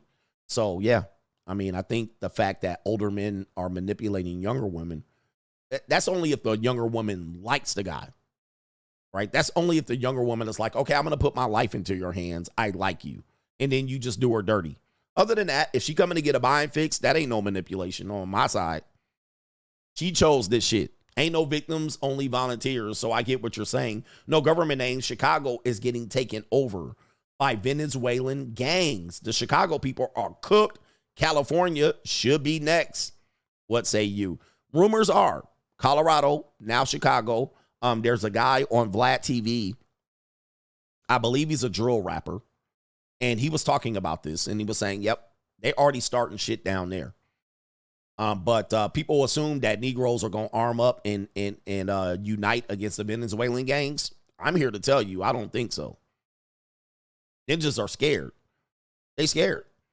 I mean, the very principle of why ninjas are running Chicago is because the residents are scared. They're unarmed. So the gangs are running the town. Anybody that can't see this, you're deaf, dumb, and blind. This is why giving up your firearms is absolutely ridiculous, because the bad guys will just run the town. They're not giving up theirs. They're not giving up theirs. Then you have another group of bad guys to rival them come in, and now the bad guys are shooting the bad guys. Sounds safe to me. Now you just hope your side, you hope your bad guys win so they can keep running the street. I hope the black gangs beat the Venezuelan gangs so the black gangs can keep running the shit down, right? So this is why you don't give up your firearms, because now you got to hope for bad guys to become the good guys. It's like some Wyatt Earp shit, right? Now you on some Wild Wild West Wyatt Earp. Right? This is the craziest scenario. I swear to God, you Americans are fucking insane. You guys are crazy, man. You guys are weirdos. I'm like, what the hell have y'all landed in 2024? All right, yeah, now you in Gotham City.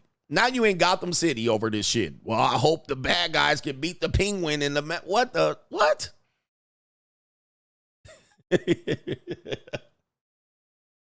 Shout out to no government name. CGA haters Mitchells and Penguins are mad because they can't even get a weapon legally. But they want you to comply. He says they want to complain about CGA calling himself just American and having a personal armory. 100%. That's why you are. I can't even get a firearm. That's what happens when you get a felony at 18. Right. And by the way, while y'all getting all harassed in your neighborhoods, count me out. All right, I'm not coming to help y'all. I'm the Bruce Wayne of this ish, but I ain't in it. New world order. Mad Max breakdown. Shout out to Brandon that says, first time donation, and I just wanted to say thank you for everything, Coach. Your content is life-changing. I'm on Locals and the money mindset, and I can't thank you enough. Shout out to the Coach and the Coach gang. Press 1 in the chat, because a lot of people grifter. If you're on Locals and money mindset and or money mindset, press 1 in the chat if you find it valuable. The information on Locals is valuable for people who are trying to figure out what the monetized dating marketplace is looking like. The money mindset is another group of men that are focusing on every aspect of their lives, mindset-wise, financially. If you're on these platforms, testify to these guys right now if you find it valuable. This information, it is more than what we talk about here on YouTube. This is my channel. We talk about dating, relationships, and stuff. But the money mindset in Locals is unbelievable. The value, and it's cheap money at this point. I mean, it is cheap. It is under. I'm not saying I'm getting underpaid. I thank y'all for being on these platforms. On Sunday, we get it in. At some particular point, I might have to do more over there than on YouTube, because it just will be more valuable and even better for me.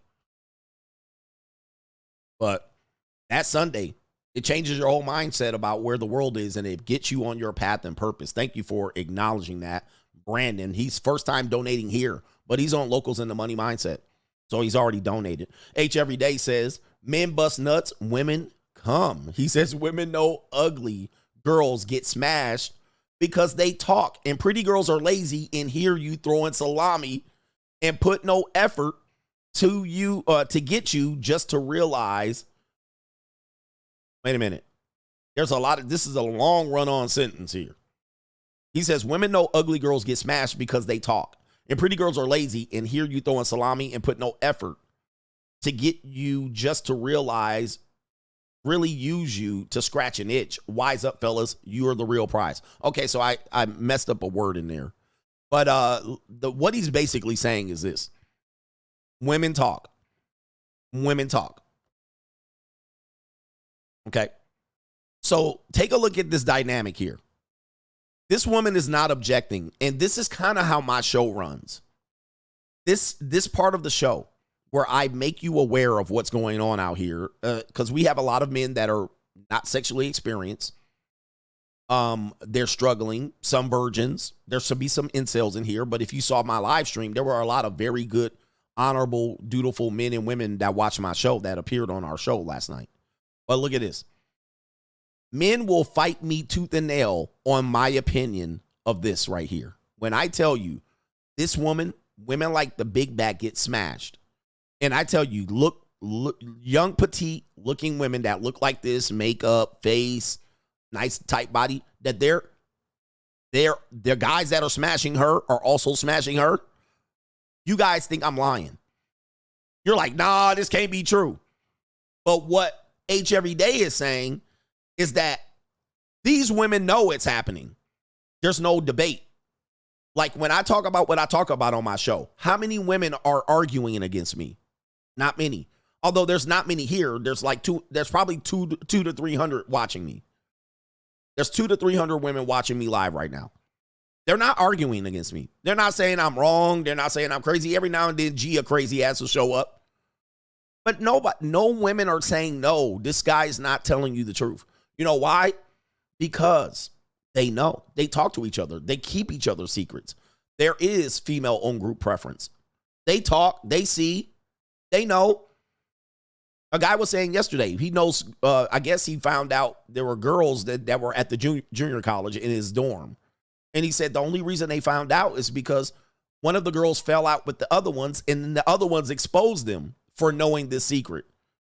She exposed the other girl that was the odd girl out. And so then they start saying, you got 5 sugar daddies, right? So that's the only reason the information came out.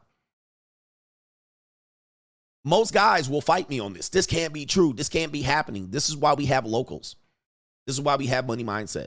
We know. So this woman saying something, and the other girl, she ain't denying it. She's not looking at her like, this can't be true. Oh, I can't. She's like, yep.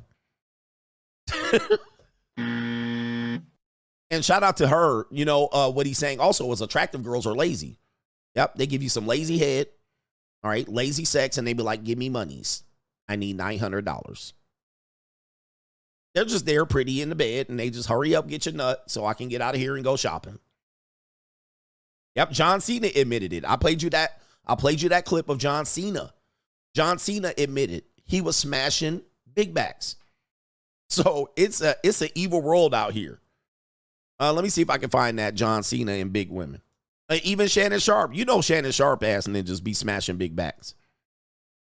All right. Let me see if I can pull that John Cena up right here. Here we go, right here. Oh, and as ever a company, bang ugly chicks just because you feel absolutely bad? You do. Absolutely. So Why? you give a mercy. You're a good-looking guy. You throw a mercy.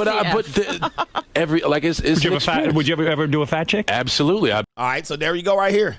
Believe it or not, there was an instance not too long ago where I hit the 280 mark.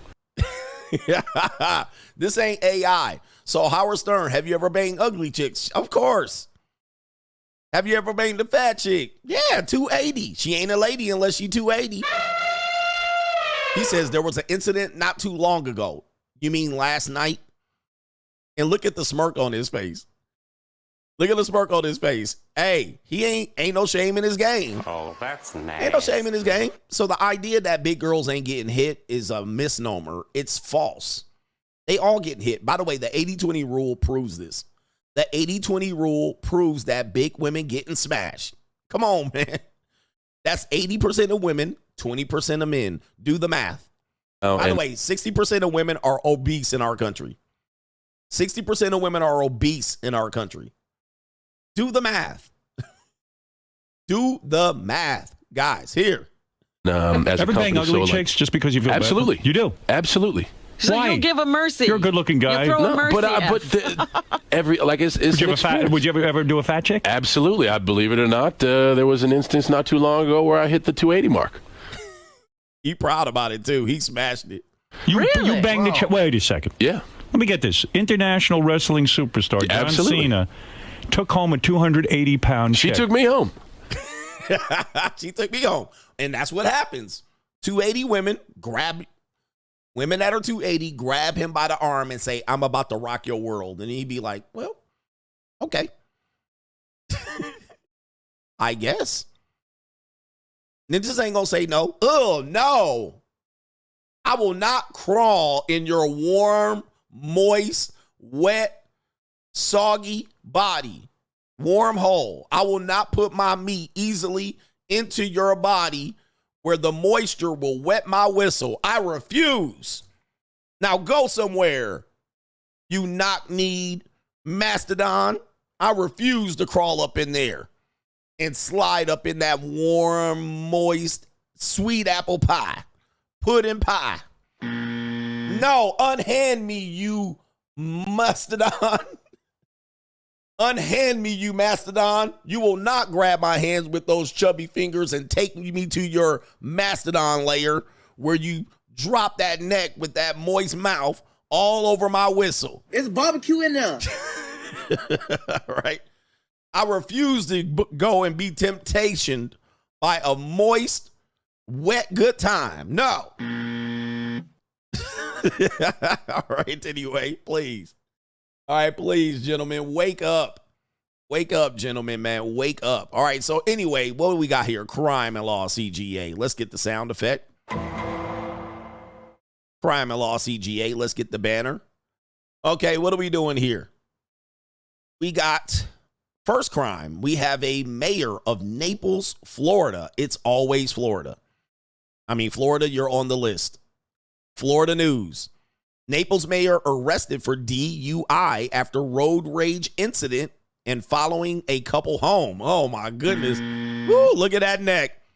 Look at that neck. All right, that definitely is wine and Zanny. All right, wine and Zanny. Whose granny is this? And who's the mayor? What town she the mayor of? Man, what is going on here? Silence, you fool. All right. Let's see what happened here. 911 called, a video released after Naples Mayor Teresa Heitman. I'm not going to say what race, what people. We know I can't say that. All right. It says was arrested for driving under the influence and following a couple home after a road rage incident. Here we go. Emergency. What you do, if you're comfortable with it, is to put you through some field sobriety exercises to make sure that you're not intoxicated. I'm not. I'd be happy to do that. Okay. But I will tell you, I have done nothing wrong, except for 2 people who cut me off. What you do, if you're comfortable with it, is to put you through some field sobriety exercises to make sure that you're not intoxicated. I'm not. I'd be happy to do that. She says she been having tequila. I forgot about the Xanax. All right, let me tell you, man. Look, man, is that Nancy Pelosi's friend? All right, I guess it is. New world order. All right, she tried to play the innocent. She tried to play the innocent white woman, blonde. You followed a couple home, ma'am. You followed a couple home. The mayor told police that the couple cut her off in traffic. She reportedly performed a field sobriety test after telling her she had 1 glass of wine. 1? I think not. How many 50-year-old white women have 1 glass of wine? How many? You got to be sober. You got to be a sober person. Old white women don't have 1 glass of wine. They have 3. And what does the glass look like? All right, here we go right here. A glass, you say. Let me see here. Is it a mega pint of glass? Let me see if I can. Mega pint of wine. Let me see if I can find the meme for that. Just on Crime and Law CGA. What did the glass look like? Did the glass look like this? All right, the glass looked like this. This is 1 glass of wine right here. That's the 1 glass. 2 bottles in it. 2 bottles of wine in it. 2 bottles of 2-buck chuck. I had 1 glass of wine. Yeah. All right, I know these white women. I know they be out here guzzling back large glasses of wine. It's just 1 glass. Yes, it is. Look, this be the glass. Yes, it does. All right. And she forgot the pills that she took, too, the sleeping pills. She did take sleeping pills. Crime and Law CGA, we have Fani Willis. Oh, no. The embattled Georgia defense attorney, district attorney, Fanny Mammy-ass Willis, showed up on site of her daughter's arrest. Well, let's just stop it right there. Unfortunately, I don't like to talk about this. I saw this pop up as a suggested story for me to cover, and I decided, listen, man, Fani Willis doesn't have control of her daughter. Her daughter, kids do the darndest things. And, like if my kids got in trouble, you'd be like, CGA's kid. Well, I mean, like it had nothing to do with me. That was the kid, especially if it's an adult. And I believe this is Fani Willis's adult daughter. I guess I'll report on it. How old is she? There she is. And there she is right there with all that weave. And who's the friend? Straggles. Look at these straggles. All right. And is that a Nissan Altima? I knew it. All right. See, that's a Nissan Altima. The bad credit mobile. All right. Bitches with bad credit. All right. So there you go right there. 2 strags getting arrested. And is she pregnant? All right. So she got arrested for driving on a suspended license. Sometimes you can get a suspended license and I guess you don't know your license is suspended, but most of the time it's because you didn't go to court and you had a moving violation or some parking tickets and you didn't go to court and handle your business. But if you're the district attorney's daughter, you should be handling your business. All right. You should be handling your business. Apparently they ain't got no money, but here's the main part of the story. See, that part of the story is not important. Here's the main part of the story. Fani Willis shows up on scene with none other than Nathaniel Wade. What is going on here? What the hell? Oh my God, no way. Okay. Gorilla Grip Fani, 50 years old. This is what I tell you. These women got bad decisions and they will make bad decisions all the way up to their 50s and 60s. Let's just unwind this story. They're showing up in an emergency. Just to realize this. She didn't go pick him up. They called him. The police called him and said, your daughter is pregnant, driving on a suspended license. We're going to impound the vehicle. You need to show up and handle this business. She shows up with Nathan Wade. Now, let's go back, gentlemen, on Crime and Law CGA. Let's take you back into the goddamn time machine here. We got to get this here.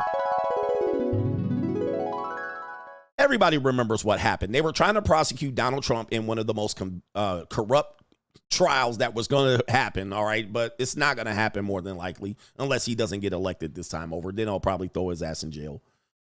But Fani Willis and Nathan Wade were working together, if you missed the story, and Nathan Wade was making almost $500,000 or damn near $1 million at this particular point, working a case that he was not qualified for. I covered this case over and over extensively. What happened was, because the Trump team and everybody that they were trying to convict, they had the Viking broad basically dig up a case, and basically a guy that worked for the Fani Willis people snitched on them.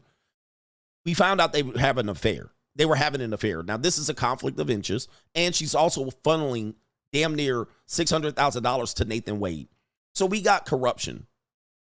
Then they jumped up there and said they're not messing with each other no more. They're just friends. In fact, they forced Fani Willis to drop Nathan Wade from the case. Now, there was a divorce. Nathan Wade had a divorce. It was a mess. It's a damn near Straggle dumpster fire. It's like a black soap opera. But apparently, remember, Nathan Wade says we had nothing to do with each other. They wouldn't even acknowledge an affair. But of course, they found out Nathan Wade's phone through an investigation that he saved her name as Gorilla Grip. So we got Gorilla Grip, Grey Goose, Fani Willis, a whole strag running the district attorney's office in Fulton County. And then Fani Willis jumps up there and she throws his name under the bus. She basically threw him under the bus and says, well, I don't want to put negative light on a black man, but he a misogynist. She basically called him a misogynist. Okay? All right. So what happens? An emergency call happens. Emergency call happens. They're just friends. They don't deal with each other no more. But you know what happens when people are fucking. And apparently they said Nathan Wade got that long Donkey Kong going on. Hey, yo, chill, son. Hey, yo. And so he got that long Donkey Kong. He was fucking everybody this side of Mississippi. Okay. Now, Gorilla Grip Fani had that Gorilla Grip Punani. Now, what happens when these people get together? They can't let each other go. They can't let each other go. And so they still dealing with each other. So now when there's an emergency, she pulls up with another person to drive the vehicle. Who does she pull up? The nigga that she was in bed with. That's what's happening here. All right, so he was there with stank on his finger. He didn't put his black sweatpants on. She showed up, peace sleeves stanking. They've been out there blowing back out all night with that Alabama slammer majama. And they can't let each other go. Straight jacket. He was still hitting that bottom. And there he is showing up so he could take the one car instead of it getting impounded. She shows up with the man that's closest to her. Nathan Wade. Jesus.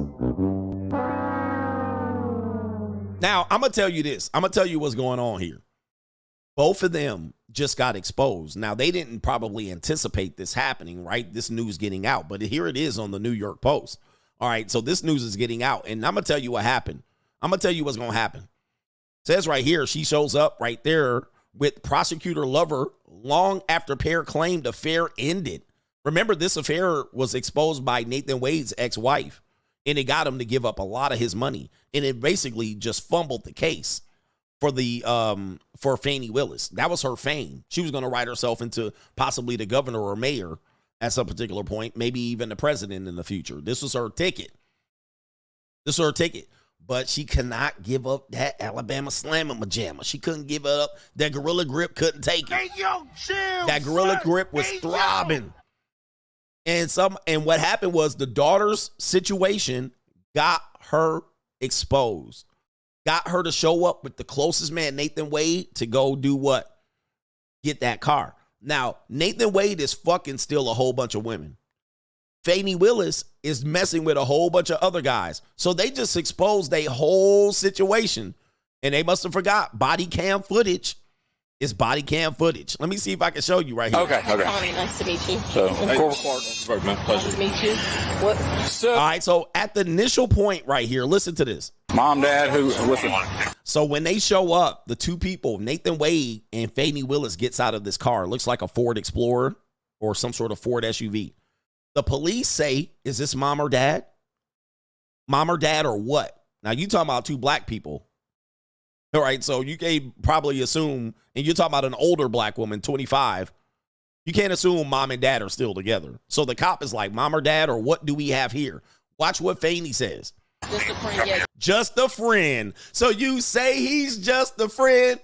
So you say he's just a friend. Oh, baby, you got what I need. You say he's just a friend. So anytime a woman says a friend, she's lying. It's more than a friend. It's the Alabama Slamma Majamma. A friend. Now, a woman can say my friend, that's a female. A friend is a nigga she fucked. Oh, yeah. And she fucking him. She used to fuck him. She's still fucking him. Oh, it's just a friend. Just a friend, you say? That's the man that got your name saved as Gorilla Grip Faney. That's more than a friend. So Faney Willis, oh, this is my friend. And you're like, oh, are you still friends? Yeah, we're just friends. But apparently, he was in her bed most recently. Like as recent as the hour that led up to this particular situation. Like this is probably in the middle of the morning, the early morning here. Let's get the details here. All right. Let's get the details when they got picked up. All right. They tell them how they showed up. The woman's pregnant. So she's 25 and pregnant. Is she married? I have no idea. Probably not. We got 2 straggle daggles. And by the way, if you wonder why Nissan, women always driving Nissan Altimas, is because they're the bad credit mobile. All right. Nissan extends credit to just about anybody. All right. You ain't got no credit history. Check. Shout out to Universal City Nissan in Universal City. If you don't have no credit, you can get a Nissan. If you got bad credit, you can get a Nissan. You owe back child support, you can get a Nissan. All right, Nissan, they want you out here. They want niggas driving. Because, by the way, who would buy a Nissan? Like, if you had your finances together, when would the next time you say, I want a Nissan? Like that Nissan, like, when was the last time you were like, Nissan? Right? Right? Nobody ever wakes up like, damn, I'm going to get a Nissan and I'm going to soup it up. I'm going to modify it. I'm going to put rent. Never. You get a Nissan because that's all you can get. All right. So that's why the fuck you always see in these strags and these single mamas and these medical assistants and massage therapists and dental assistants driving Nissan Altimas. Right? Right. You never woke up and was like, the next car I get will be a Nissan. Never. Right? That's why you always see them in these vehicles here. Because you can have a 400 credit score and come out 94, 96 months, 30% APR. And you never gonna pay that shit off. The repo man gonna get it before you pay that off. All right, anyway. I mean, I guess if it's a Nissan, yeah, you guys the sports cars don't count. All right, but I'm talking about the Stragmobile. This is why. You don't need credit to get a Nissan. They gonna fuck you over big time. The finance guy gonna ramrod you. She probably got impregnated by the finance guy. All right. She was like, I can get you this car. I just need them booty cheeks. That's all I need. All right, anyway. That's Crime and Law CGA. Oh, man, we got a great episode coming up next. That's Crime and Law CGA here. All right, I'm going to catch up on the super chats because the next segment is going to be long. That's what he said. All right, yeah, man. They'll give you a car. They'll give you a car. It ain't going to be the best financing. All right, they'll give you a car, though. You can roll off. And the women be going in there and getting them. I'm a medical assistant, dental assistant. And they be getting ramrodded. Shout out to our brother here. Okay. H every day says don't date nurses, don't date doctors, don't date lawyers, date paralegals and interns, don't date female basketballers and softballers. You date volleyball players and gymnasts and tennis stars. Men you must pick for victory, not for misery. 100%. There's class situations to this. Shout out to our brother Ash, longtime listener. Brother, I enjoy your insight. How do you respond to a woman asking, what are your intentions without giving up leverage? All right, so we do hear these conversations happening, especially with dating apps. A lot of the messages are like, what are you looking for? What are your intentions? You want to be either, number one, vague or direct. Never lie. Never lie. All right, I'm looking for something mutually beneficial. I'm looking for something that benefits both of us. That would be a vague answer. A direct answer, mode one, shout out to Alan Roger Curry. Mode one would be, hey, you know exactly why we're here. You know what our intentions are. Now, if she says something, well, I'm dating intentionally, I'm looking to date for marriage. All right, well, listen, that's not what I'm looking to do here. If we can enjoy some time together, but we're not looking for marriage. These are things you can use. So you can be vague or go mode one, but never lie. I'm looking for marriage. I'm looking for my wifey. I'm looking for my boo. All right, don't go into there right there. And never really say I'm looking to fuck. All right, but you are saying, hey, we're two grown adults. We know what we're doing here. That's a mode one approach. We're two grown adults. We do what grown adults do. Are you looking for this or not? And then if she says, no, I'm looking for marriage, and okay, baby, bye-bye. Don't beg them. Don't try to meet them in the middle. Men be trying to meet them in the middle all the time. All right, I'll meet you in the middle. Maybe if we develop a friendship long enough, maybe we can think about marriage. Never tell them that, because they don't hear that. All they heard was, I'm thinking about marriage too. And then she'll be good enough. She'll try to be good enough to try to get a wedding ring off your ass.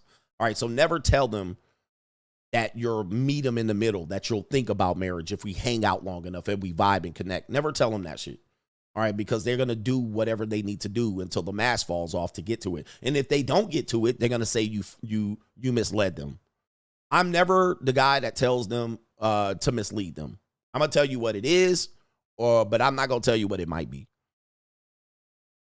What do we got? Gary says big girls going to get smashed because they are told that they're less valued, so they do more sexually than the hot chicks. Sooner or later, you will smash a big one, especially if you lack money and access to hot ones. And most women are big. So, I mean, you're going to smash a biggie, a porker, if you out here active. And a lot of guys are like, I refuse. Okay, then just stay out here. By the way, ladies, if you're listening to me, one of the dumbest things you can tell a man is you're dating intentionally to get married. Like, this is so dumb. Why would you tell a stranger that? Well, I don't want to waste time. I mean, what do you mean waste time? You've already wasted so many years. You want to rush the next guy down the altar, or you're not going to date. You're just going to sit back and do what? Play with your vibrator? Like, you already fucked up your whole dating life. Like, what are you talking about? You just going to press a guy? You going to press a guy? You going to wait? And most of these women be ugly slump busters, too. Let's just be honest. Like, you ain't marrying nobody. You ain't marrying nobody looking like that. All right. And just get some weight off your body. All right. Get in shape. I can see the buttons just crying right now. The buttons on your blouse are crying. Talking about you waiting to meet somebody, you dating intentionally. This is so dumb. Like, stop. Like, man, get some help. This is the dating marketplace. It's a meat market. It's a meat market out here. Ninja, it's just sharks in the water. And you're just going to wait. I'm just going to wait till somebody comes up and grabs a strange woman with the button struggling on my blouse and looks to see value in me and wants to date intentionally for marriage. Sit down and shut up. Shut up! This is dumb. This is the dumbest dating strategy women be out here doing. Tell me you're desperate without being desperate. You're not wifey material if I met your ass on Bumble or Hinge and you're dating intentionally.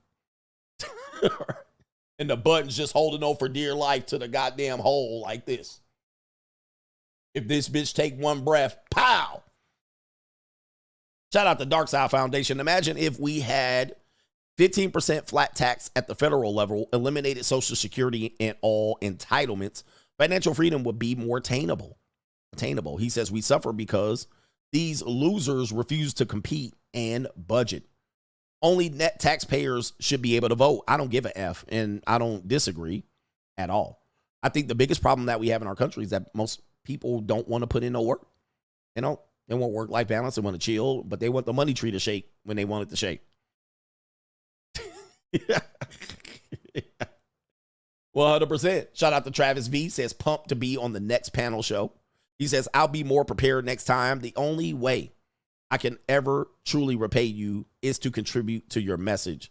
In the meantime, take this money and have a cigar on me. You saved my life. Salute to you, Travis. And don't get fired from your job. But I appreciate you, Travis.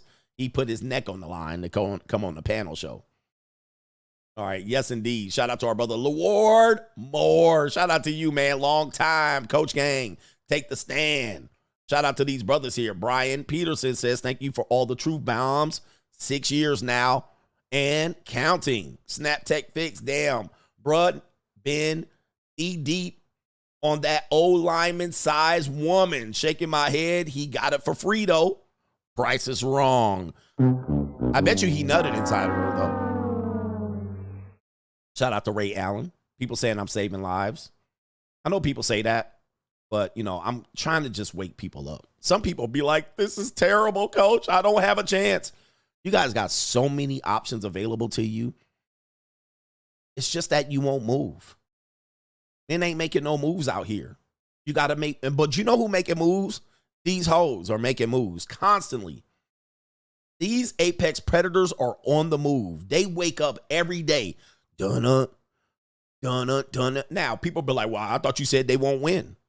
I'm not saying they're winning. These women are moving. They got a cell phone.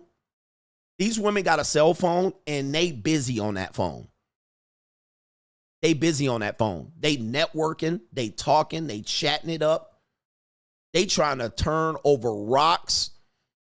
They out here pulling sofa couch pillow cushions. They trying to turn a dime into a dollar. They trying to turn water into wine. These bitches is out here pivoting and moving. And so I make fun of them all the time. They be like, oh, they out here starting businesses. But I'm going to tell you, man, a lot of them out here making more moves than you men out here. They making moves. Y'all sitting around doing shit.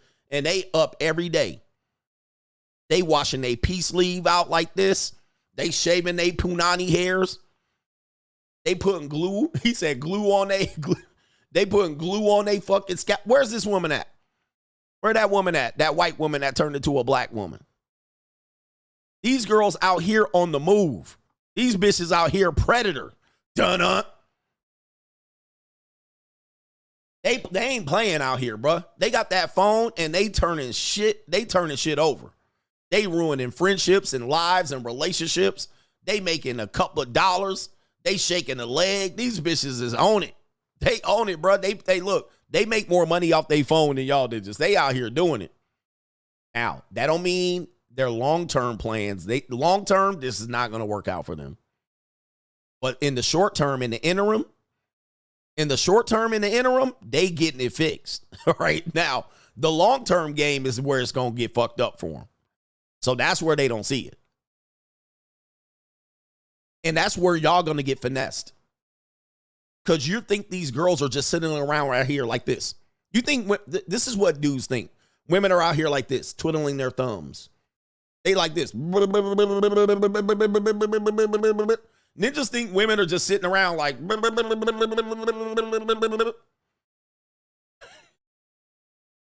Ninjas think women are sitting there reading books with their glasses on like, all right, how do I become a better woman for a man?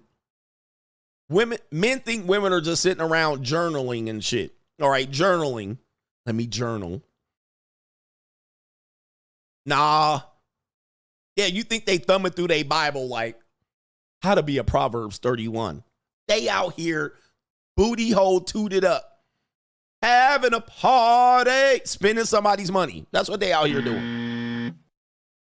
Going into debt, trying to turn a dime into a dollar. They shaking the leg. They thoughting and plotting. They got an open relationship with somebody. Somebody open their wallet. They open their legs. Shout out to that brother down over there in the Philippines for that line.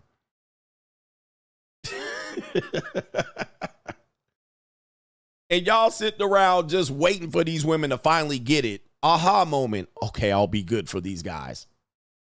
They out here in these streets. They showing up to places. Trying to get their suite paid for in the Caesar's Palace. Booking men. Booking in advance, ninja. I'll be in town.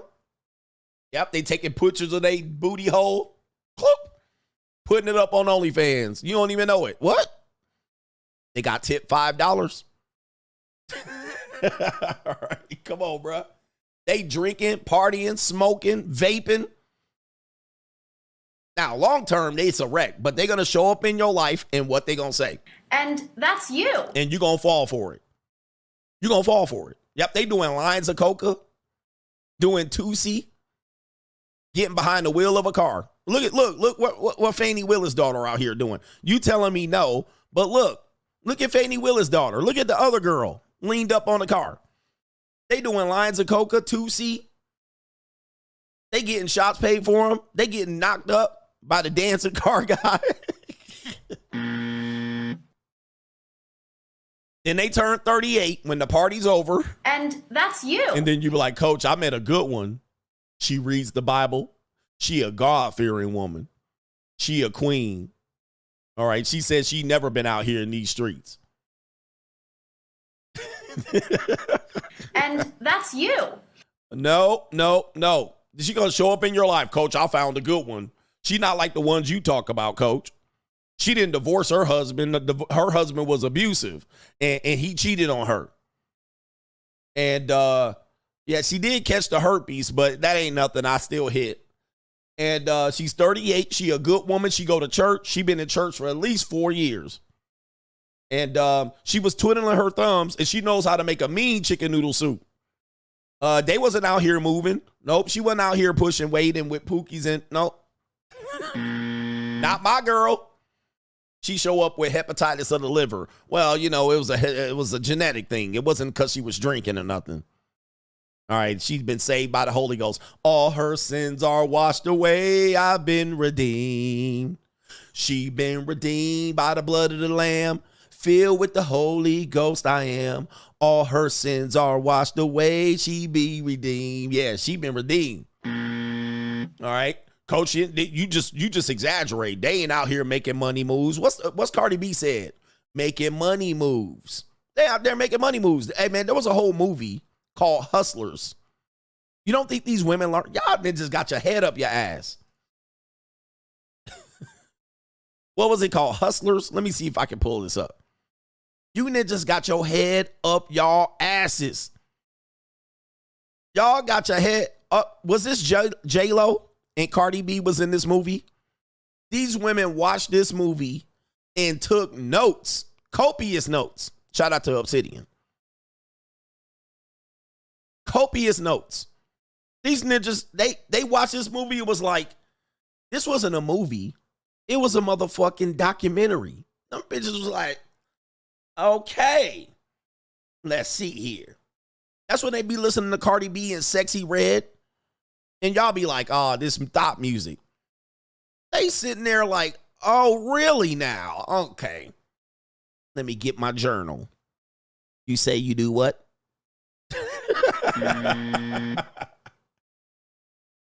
And they've been doing this right in front of your face. You guys are the delusional people of the dating marketplace, not the women. It's right in front of your face, and you refuse to see it or acknowledge it. You just say, I'm going to find one that didn't do it. That's your whole strategy. I'm going to find a girl not like that. Okay. Hear me out.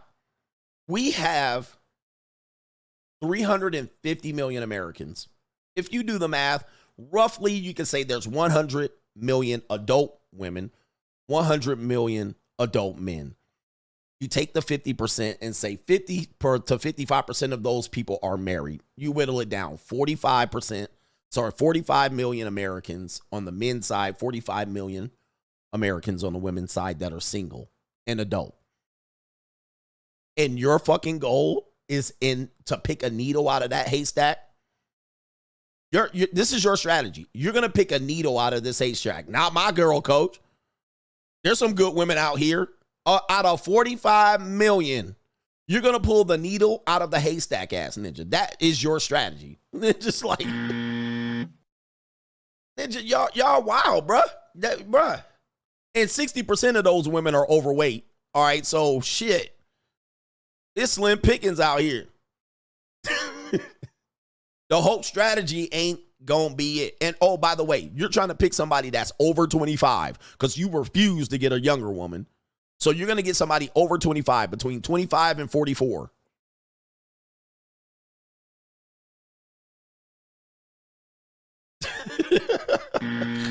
Oh, Jesus.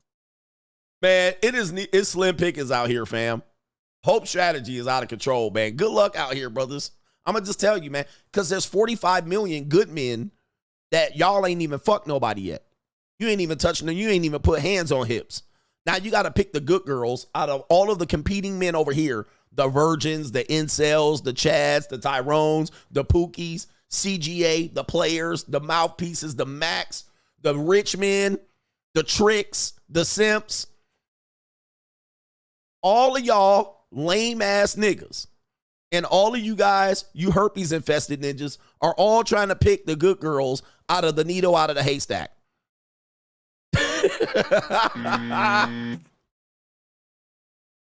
jocks, the bustle ninjas, Instagram famous ninjas, the nerds, all of y'all are trying to find the good women out of the 45 minute. Man, please, ninja, come on, bruh. Come on, man. All right, look. Okay, we got a long one here, so I'm gonna take a break. I'm gonna come back to that long chat.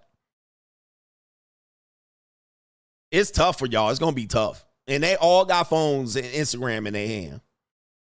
They all got phones and Instagrams. Shit. Oh my goodness. Hey man, we're gonna play a game. We're gonna do something. Can we play a game? We're gonna have some audience interactions in here. Audience interactions. This is you guys will be able to vote on this one. So this is gonna take a painfully long time, but it'll be a good fun segment. So let me see here if I can pull this up on my screen. I hope you guys can't see my background. 2,700 people watching. Hit that like button. Let's get a 50% ratio. How about that? Let me see if I can put the volume up. So we're gonna have to put up a poll. Ladies, not a stripper poll. Relax. We're going to play a game of agree, disagree. We're going to play like 7 or 8 videos of men and women saying a variety of things. We're going to ask you if you agree or disagree with what they're saying. Now, if you're behind on the stream or listening to me in 2X, or it's not going to make sense to you. So you're going to be voting on some shit that you don't even understand. All right. But we'll try our best for the people watching this live. We'll do it live. We'll do it live. Okay. No. We'll do it live. All right, so let's start with the first one on agree or disagree.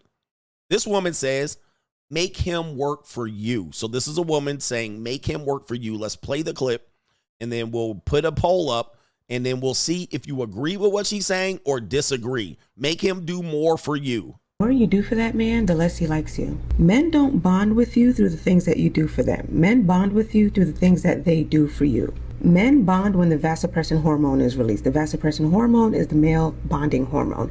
Vasopressin is released in a man when he is providing, protecting, guarding the things that he loves or the people that he loves. Just like oxytocin is released in a woman when we're nurturing and we're taking care and we're making sure that the people around us are safe and well taken care of. Men do not bond with you because of the things that you continuously do for them. So you have to figure out a way to inspire his masculinity, make it so that he is providing for you, he is taking care of you, he is protecting you. Then and only then is when he will begin to feel bonded to you. If that's not what he's doing for you, if you're over here just doing the most for him and he's doing nothing for you, he's going to end up ghosting you. The more you do for that man, the less he likes you. All right, the more you do. Wow, that's an interesting opening statement here. The more a woman does for a man, the less he likes you.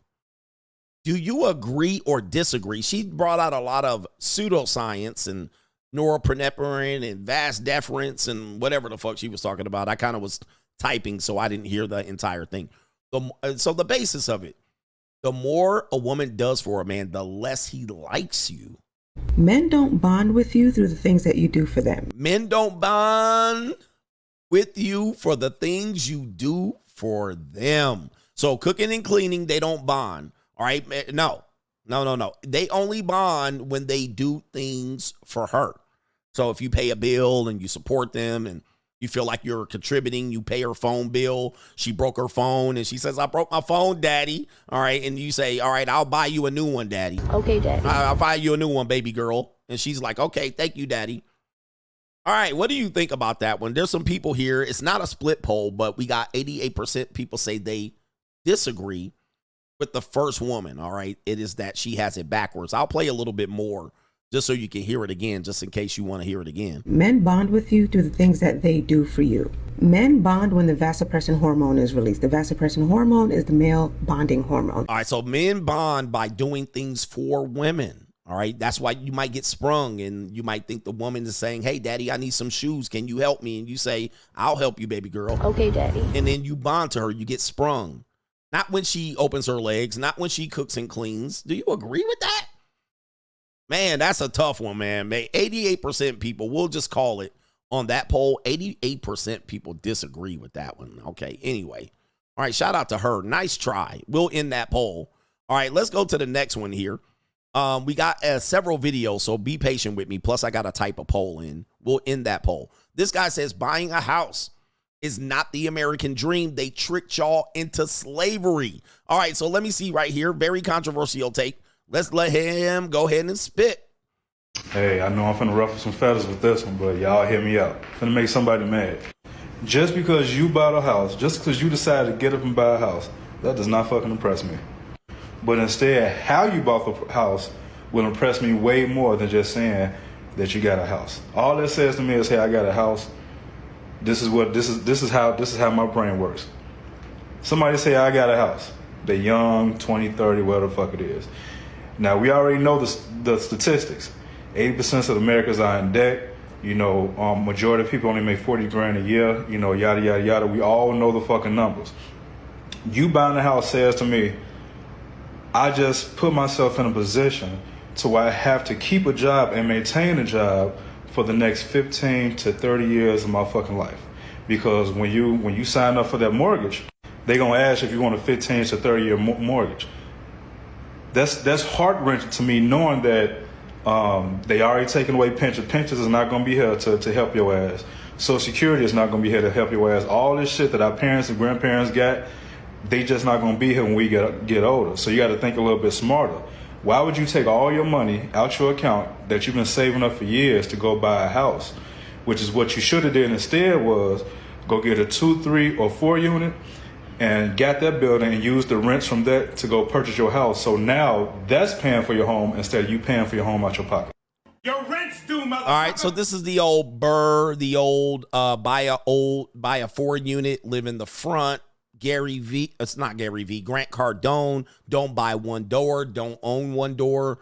And he's saying the things that boomers use to get through their home purchase and potentially pay off their home won't exist for you anymore. Do you agree or disagree with his stance on that one? Very controversial subject there.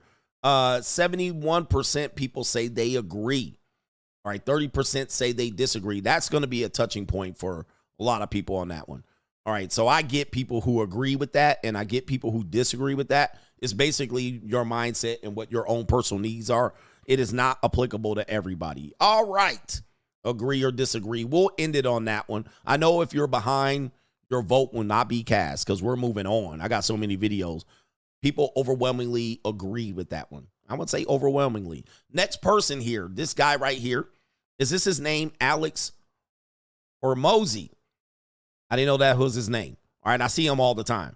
This is a controversial take, he says. The bar for winning is so low. The bar for winning is low. Oh, man, goodness. All right, so there's music on this one. Listen to him. Controversial take. You really can solve a lot of male problems by getting in shape and making money. You still have problems. They're just smaller, and you have more resources to handle them. The world is there for the taking for anyone who can learn from their mistakes, do what they say they were going to do, and stick with it, even if it's not sexy. What used to make a man acceptable now makes you extraordinary. The bar for winning has never been so low. It has never been easier to start a business, to make money, to get in shape. It's just also never been easier to do nothing. And so in a world where it's never been easier to do nothing, doing something becomes extraordinary. All right, I thought his name is Chris Williamson. That's why it didn't make sense. The other guy was Alex. The guy you saw. This is Alex. This guy's name's Chris. The guy right here is Chris. The bar for winning is low. Who agrees with this? I mean, because this is a controversial take. You do have people that say it's impossible and we can't do this and we can't do that. All right, we've had this conversation before. Who agrees with this? Who disagrees with this? It's tough. We can't do it. Who agrees? Do it. It's easy. All right, damn. You can make money in ways that you, like, you know, I was able to write a book and make money right out of my house. And it took 7-8 years of doing it and planning for it. It took risk, but I couldn't do what I did in 1990. What I'm doing today, I couldn't do in 1990. I couldn't write a book. I would have to go through a publisher. And I would have to submit a manuscript, mail it. They send it back. I would have to get a manager. I would have to get a publisher. There was no there was self-publishing, but it was even difficult. There wasn't no Amazon self-publishing. So the people that are making a lot of money are taking a risk. They're using the tools that are available, that you could do this right in your home. Like, so you can use your phone, some cheap microphone setup, and so forth and so on. You can invest $1,000, $2,000. You can actually do it with less than that, just getting started. Now, the people that disagree, they're like, well, it's the marketplace is competitive. Not everybody will be rich. Not everybody can set up a business. Not everybody's business-minded. Some people are employee-minded. We also have a lot of people that are zooted, smoking dope. All right, that's how you cope. You're drinking, you're partying, and you have nothing. You're chasing bitches all day, and then you wonder why you don't have anything. Then you also have people that are actually applying themselves, avoiding those vices, and they're winning, they're investing, they got crypto. People made money off of crypto, millions of dollars when they invested earlier. And now you had an opportunity to invest and you didn't. And now you're trying to invest now, but it seems kind of like out of range and it's overexposed. You can get into the S&P 500. You can invest in any of these stocks and just sit on it for 30 years and become wealthy. Right? Just off of that. You can use CPR, which is compound interest, residual income, and passive income. You can just use that 10, 20, 30 years and you can win. Or you can be like, man, I can't do it. I don't know what to do. I don't have any information. The white man keeping it away from me. It's hard. What is it? What is it? Do you agree or disagree? Is the bar, and by the way, you can apply this to dating as well. The bar for dating is in hell. The bar for a man to win in dating, not relationships. Don't get it right. The bar is so low. You might think it's high because you're like, I would never put 100, 2, 3, 4, 5 together. But the bar for getting women is super duper low. Who agrees? Who disagrees? Right now, I'm going to say, and I'm going to end the poll, 73% of people agree that the bar for winning is low. The bar for winning is low. Oh, by the way, the average house in about 10, 20, 30 years, certainly 20 years, it's going to be $1 million. Like, the prices will not stop. I know people don't think so, and there's always going to be a correction, but this shit is going to keep going. You think it's bad now? If you're not making a plan to try to win now, you're making a plan to lose. Just to let you know, like, the shit is still going to be fucked up out here. People are still going to pay top dollar for luxury goods, even though you might say it's a waste of money. Okay, don't own one, but people are still going to buy one. Them prices ain't fumbling down so you can afford it. So shit is going up whether you think it's not or not. All right, there's places right now that are worth $350,000 in Las Vegas, and you think it's a piece of shit. They're going to build one casino next to it, and that shit going to go through the roof. It'll be $800,000. Right? It'll be $800,000. All right, and you're going to be like, damn, I didn't see it coming. I mean, shit like that happens all the time. Yesterday's prices will not be today's prices, and today's prices never goes back to yesterday's prices. All right, so, yep, they already got 40-year mortgages. I mean, they already prepare for y'all ass, whether you like it or not. Agree or disagree, people overwhelmingly agreed. The bar's in hell. All right, we got another guy that says, and the other part of that, he said a lot of man's solution can be solved by getting money and getting in shape. So that was the other thing. And I agree with that. All right. And a lot of guys will be like, it shouldn't take that. But yes, it's going to take that. All right. A lot of guys try to avoid that. Well, it ain't about hot muscles and it ain't about money. I'm sorry.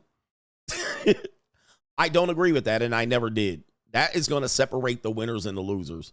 All right. Because yesterday's prices ain't today's prices. We got this brother out here appearing again. and he's going to say something similar. So I have them back to back, and you can agree or disagree.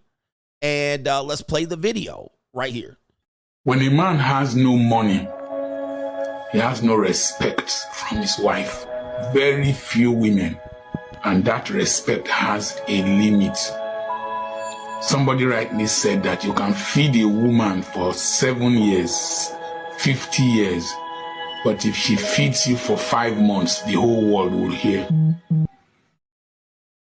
If you don't have money as a man, your children will not respect you. They will drift towards their mother. If you don't have money as a man, the tendency for your daughter to have teenage pregnancy is high, because she will want to leave that congested apartment to go and stay with a boy where she can watch television and eat a good food, eat good meals. If you don't have money as a man growing up, you are most likely to settle for any woman you see. Oh, Jesus. That is immediately available, because you don't have choice and you don't have alternative and you are not attractive. Oh, my. If you don't have money as a man, you do not choose your diet at home. Oh. It is whatever is prepared for you that you eat. Oh, my goodness. Do you agree with that? All right. That's going to touch some people off. Wow. Yikes. I'm going to play that one again. I'm going to play that one again to see if you agree or disagree. A lot of guys that you're like, it's not about money and you can live off less and you can minimalize. All right. It's not, some women don't need money. All right. I get it. That's your needle in a haystack hope strategy approach. He was snapping. Whoa. When a man has no money, he has no respect from his wife. Very few women, and that respect has a limit. That respect has a limit. Somebody rightly said that you can feed a woman for 7 years, 50 years, but if she feeds you for 5 months, the whole world will hear. Yeah. So we have that. Women will say, I did all of these things for you, and you did everything in the world you possibly could for her. She's going to tell everybody what she did. If you don't have money as a man, your children will not respect you. They will drift towards their mother. If you don't have money as a man, the tendency for your daughter to have teenage pregnancy is high, because she will want to leave that congested apartment to go and stay with a boy where she can watch television and eat a good food, eat good meals. If you don't have money as a man growing up, you are most likely to settle for any woman you see. Ooh, wait. Oh man, I'm not trying to steal his thunder. I'm not trying to steal his thunder. If you don't have money as a man, you're going to settle for any woman you see. And what? He says what? That is immediately available because that is immediately available because you don't have choice and you don't have an alternative. Shit. Woo-wee. I've been trying to tell y'all.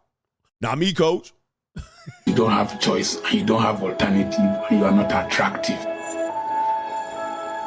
If you don't have money as a man, you do not choose your diet at home. Woo. It is whatever is prepared for you that you eat. God damn. Unbelievable. And that don't even have to include men.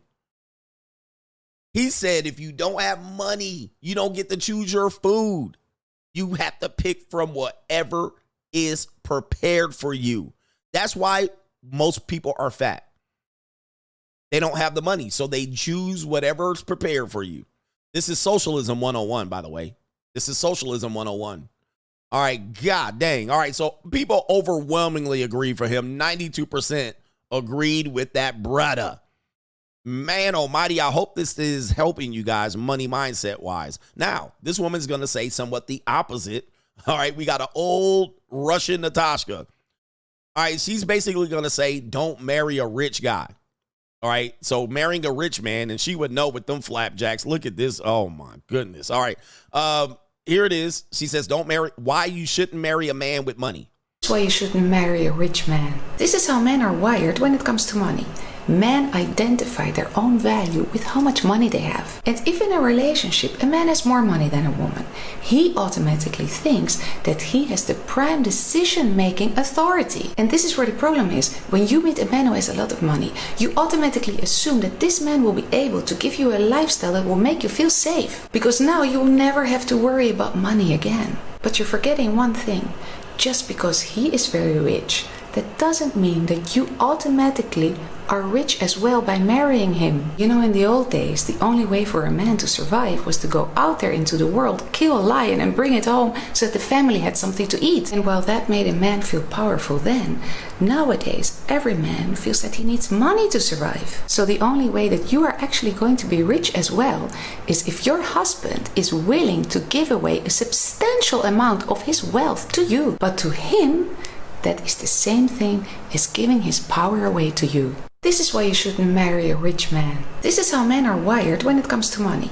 Men identify their own value with how much money they have. All right, so the previous two clips, we would agree with that. And if in a relationship a man has more money than a woman, he automatically thinks that he has the prime decision-making authority.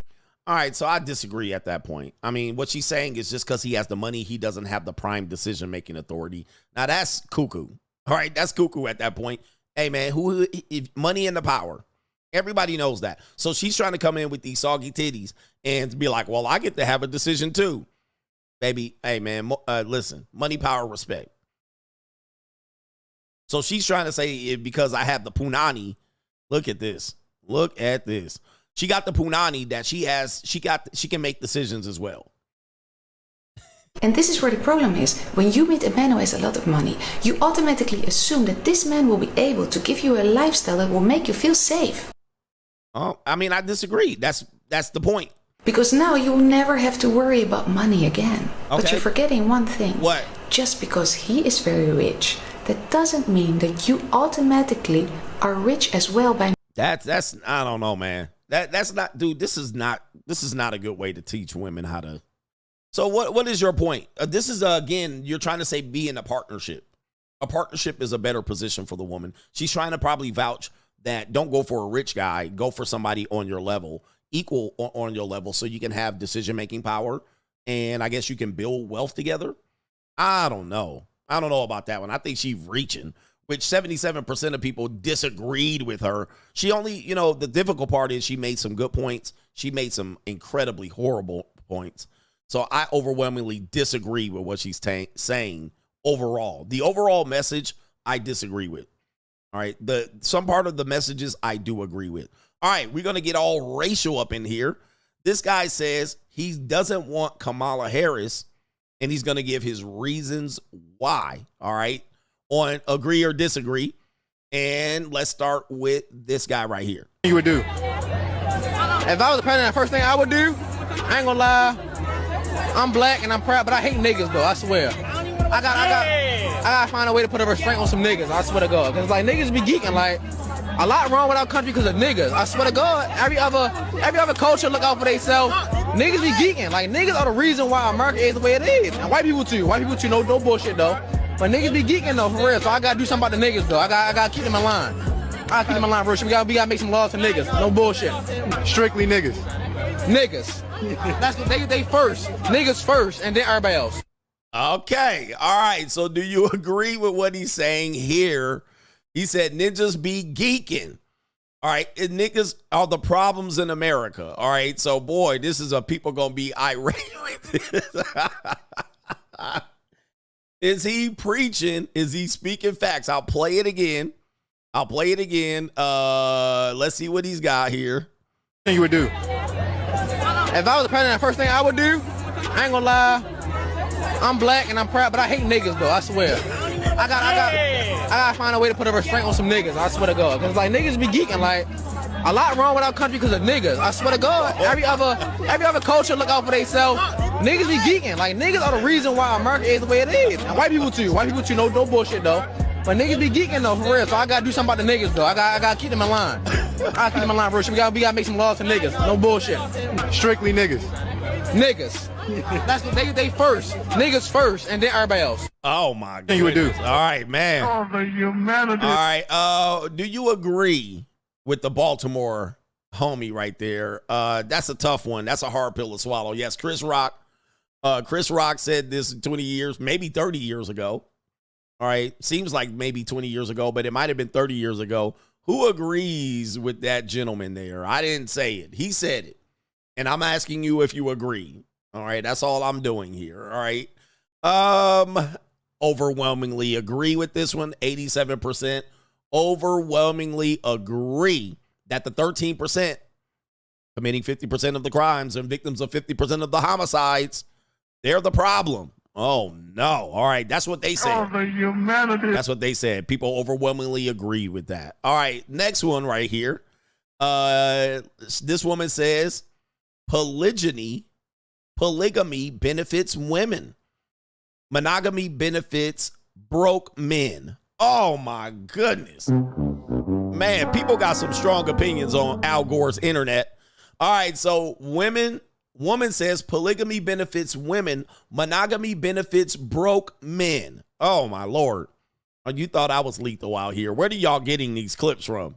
All right, so here we go. The truth about monogamy is, and the truth about monogamy is even made to benefit men, and polygamy benefits women. Most men are not rich, and reality is in the animal kingdom, females typically do the choosing. Polygamy benefits women because then the Kobe Bryants of the world get to have the multiple wives and concubines, so everybody, all the women get a man. The issue is broke men don't get women. So monogamy is the way that we can ensure that average Joes get to get married too. God damn. All right, this ain't new because I've been spitting this for a while, but this is an old clip because she mentioned Kobe Bryant. But I've been spitting the same thing. I've been saying the same thing. Y'all ninjas just want it back to where women don't have a choice but to be with y'all. But you ain't gonna do nothing about it. Let's hear her again. Oh my goodness. All right, so ladies too, you can vote on this one. Well, woman says polygamy benefits women, monogamy benefits broke men. God dang. The truth about monogamy is, and the truth about monogamy is even made to benefit men, and polygamy benefits women. Most men are not rich, and reality is in the animal kingdom, females typically do the choosing. Polygamy benefits women because then the Kobe Bryants of the world get to have the multiple wives and concubines, so everybody, all the women get a man. The issue is broke men don't get women. So monogamy is the way that we can ensure that average Joes get to get married too. God dang. That's an argument for traditional women too. If women were more traditional, the average Joe could get a woman. All right, so that's basically the argument. If women were more traditional and didn't exercise hypergamy and were loyal, then I would get a chance to get a woman. Since they are not, then that means the top 20% of men get all the women or the majority of women. That's basically the same talking point. So if you disagree with her, but you agree with the 80%, 20% rule that is going on, I mean, I don't know how you can have both. That's interesting right there. All right, most people overwhelmingly agreed with that sentiment, 76% to 24% right there. Wowzers. All right, people got some very, very, very tough, aggressive opinions out here. All right, we have how many more? Man, we got a lot. We got 5 more. Can y'all bear with this? All right, I told you it'll be a long segment. We got 5 more. Let's start with this one.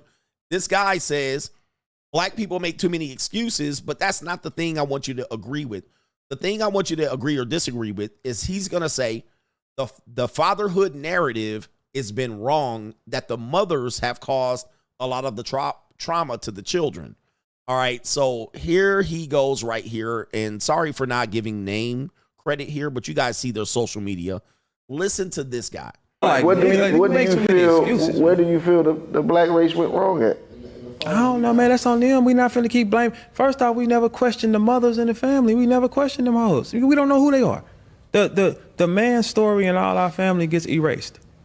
You don't know. You don't hear the stories. We always praising this lady and this lady. Who was she? So none of our mamas was hood rats and hoes. Woo. They didn't have them then. Woo. So none of our mamas was our baby mamas that bust windows and hate us because we can't be with. That didn't happen.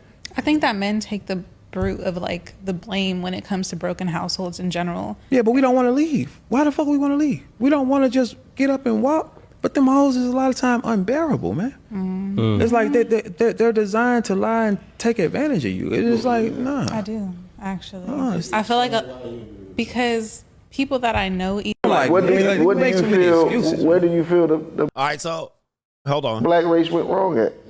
I don't know, man. That's on them. We not finna keep blaming. First off, we never questioned the mothers in the family. All right, so this is the key point right here. He's saying the women be driving these fathers away. He was like, I wanted to say, why would men want to leave? It's them busting out windows. It's them driving the fathers away. And then the children are left with this woman, and she's saying it's hard, right? Is it the truth? Do you agree that we are far too long making, and he's saying the black people are making too many excuses for their conditions, and he picked out that as a reason. Well, I had a single mom, and it was tough, and the dad left. He's saying that's an excuse because the men are actually trying, and the women are the ones causing the trauma by acting kind of crazy and postpartum depression. Never questioned them hoes. We don't know who they are. The man's story in all our family gets erased. You don't know. You don't hear the stories. We all sure does. Always praising this lady and this lady. Dear mama. Who was she? So none of our mamas was hood rats and hoes. I've been saying the same thing. I've been saying some of y'all moms was hoes. Some of them was in a bind. I've been saying the same thing. Shout out to this brother right here. And he's saying, why the father story always get erased? Oh, he left. All right, the grandparents are basically no contact with the kid. And the woman, by her own swipe of her hand, gets to eliminate the father side of the story. All right, just by saying, I don't want him to be a part of the family. All of that legacy, lineage, wealth, any of these things that could have been accumulated over that time. All right, you guys don't even know, most men don't even know your father's grandfather. I want you to ask yourself this. For the people that have been in single mother, broken home situations, do you know your mother's grandfather? Compared to, do you know your father's grandfather? Do you know who your father's grandfather is? Do you know the name? Did you grow up around him? Do you know your mother's grandfather? Do you know your father's grandfather? That's an example of what I'm talking about. That's what he's talking about. Your father's side gets erased. Who is your father's most of y'all don't even know your fathers. So let's just start there. Most of you don't even know your fathers. But let's take it further. Do you have a photo of your father's grandfather? The odds are low that you don't. This is what he's talking about. You probably do know your mother's grandfather. You probably know him by name. You certainly know her father, your mother's father, but you probably don't know your father's grandfather. You probably don't have a picture of him. You don't know shit about him. So that's what he's talking about. The father side gets completely erased. And it's mostly because your mama was one of these. They didn't have them then. So none of our mamas was our baby mamas that bust windows and hate us because we can't be with. That didn't happen? I think that men take the brunt of like the blame when it comes to broken households in general. I mean, in general. So then when they start finding out why black people are in the condition they're in, he's saying, yeah, y'all make too many excuses when it's right there at your home. It's right there at your home. It's caused right there first. The reason why you are oppressed is right in front of your home. It's right in front of your face. All right. Most people agree with that. 98% people agree with that. And try to find your father's grandfather. All right. So try to find out that person's name if you don't know, and you'll be shocked. All right. Most of y'all don't even know your daddy. So this is going to be mission impossible. All right. We got, man, boy, it's getting all racial up in here. Maybe I'll give y'all a break on the racial stuff. All right. So we got 4 more clips. We'll get the white people involved. Black people getting irate. Let's get some white people on your screen. All right. So we got this woman that says, A woman that puts a man on child support on 50-50 custody is, well, I'll let her finish it up. Let's play the video. If your baby daddy has your kid half the time, has 50-50 custody, helps pay for things when needed, pays for things at their house under their roof when they have them half the time, and you have them on child support, you are using your child to steal a man's paycheck. The fact that you can't pay for things under your roof for your kid under your time when they do the same under their time, but you expect them to pay for the child on your time is crazy. So the man has to contribute 100% and you get to contribute 0. Make it make sense. If your baby daddy has your kid half the time, has 50-50 custody, helps pay for things when needed, pays for things at their house under their roof when they have them half the time, and you have them on child support, you are using your child to steal a man's paycheck. All right, so this is the usury manipulation that our society just allows. Well, it's the law. Okay, so dating 18-year-old girls is the law. All right, is that fine? 48-year-old man dating an 18-year-old? Well, it's the law. So women use these laws and just be like, well, I mean, but then when men want to use the laws, oh, you're a predator. So this is predatory. This is the thing that we're talking about. Is part of the most egregious part of the family law court is that, first of all, custody is fought over to get child support payments or to prevent men from paying child support. Either way, the kids are being used as pawns. So now she's saying you're using the kids to steal a man's paycheck. All right, the love. And this guy talked about it here. This is how the family gets split up. All right, this is how the family gets split up. Doesn't matter the race. This is being done. So, yes, she's like, look, if it's 50-50, he pays the expenses at his house. You pay the expenses at your house. But by virtue of child support, you basically make him pay 100% of the expenses when he has the kids, and then you pay her to babysit your kids when the kids are in her custody. That's basically how 50-50 with child support works. You're paying her when she has custody. Then when you have custody, there's no payment. And that money that you could be using to pay directly for the kids when they're on your time is given to the mother. So you're restricted on both sides. Okay? Now, this is happening, so shout out to her for acknowledging this. The fact that you can't pay for things under your roof for your kid under your time when they do the same under their time, but you expect them to pay for the child on your time is crazy. Crazy. It's insane. It's insane, and it is a violation of every human right and law of fathers and children. All right? It is basically the destruction of your family. Do you agree or disagree on the 50-50 with child support being crazy, according to these blonde-haired, blue-eyed devil right here? This woman said it right there. And boy, is that a lemon head. That is a lot of forehead, baby. And they hairlines be put, never mind. So the man has to contribute 100% and you get to contribute 0? Yep, that's how it works. All right, so we got 80%, close to 80% of people agreed with that, with 21% of women. All right, 21% of the audience, which were probably women, disagree. All right, we got 3 more. We got a guy that says, if you have kids, why would you drop them off at the daycare? This is another one that I have talked about quite a bit. All right, this guy's right here. Daycare and having kids is child neglect. Oh, man. Coming from someone who used to work in a daycare, why are you having kids if you don't parent your kids? Some of these parents would come in and drop their kids off at 6 a.m. when we'd open and pick their kids up at 8 p.m. when we close. And their kid would call me their father because their mom and dad were so non-existent in their life. They'd call the teacher's mom because the parents just would take them home, they'd take a bath and they'd go to bed. I'm not saying that daycare is bad. I'm just saying don't drop off your kid all day and do nothing with them and then ask us why aren't we open on the weekends because you want to drop your kid off 24/7. I feel like that's a little crazy. I feel like you should be able to parent your own children.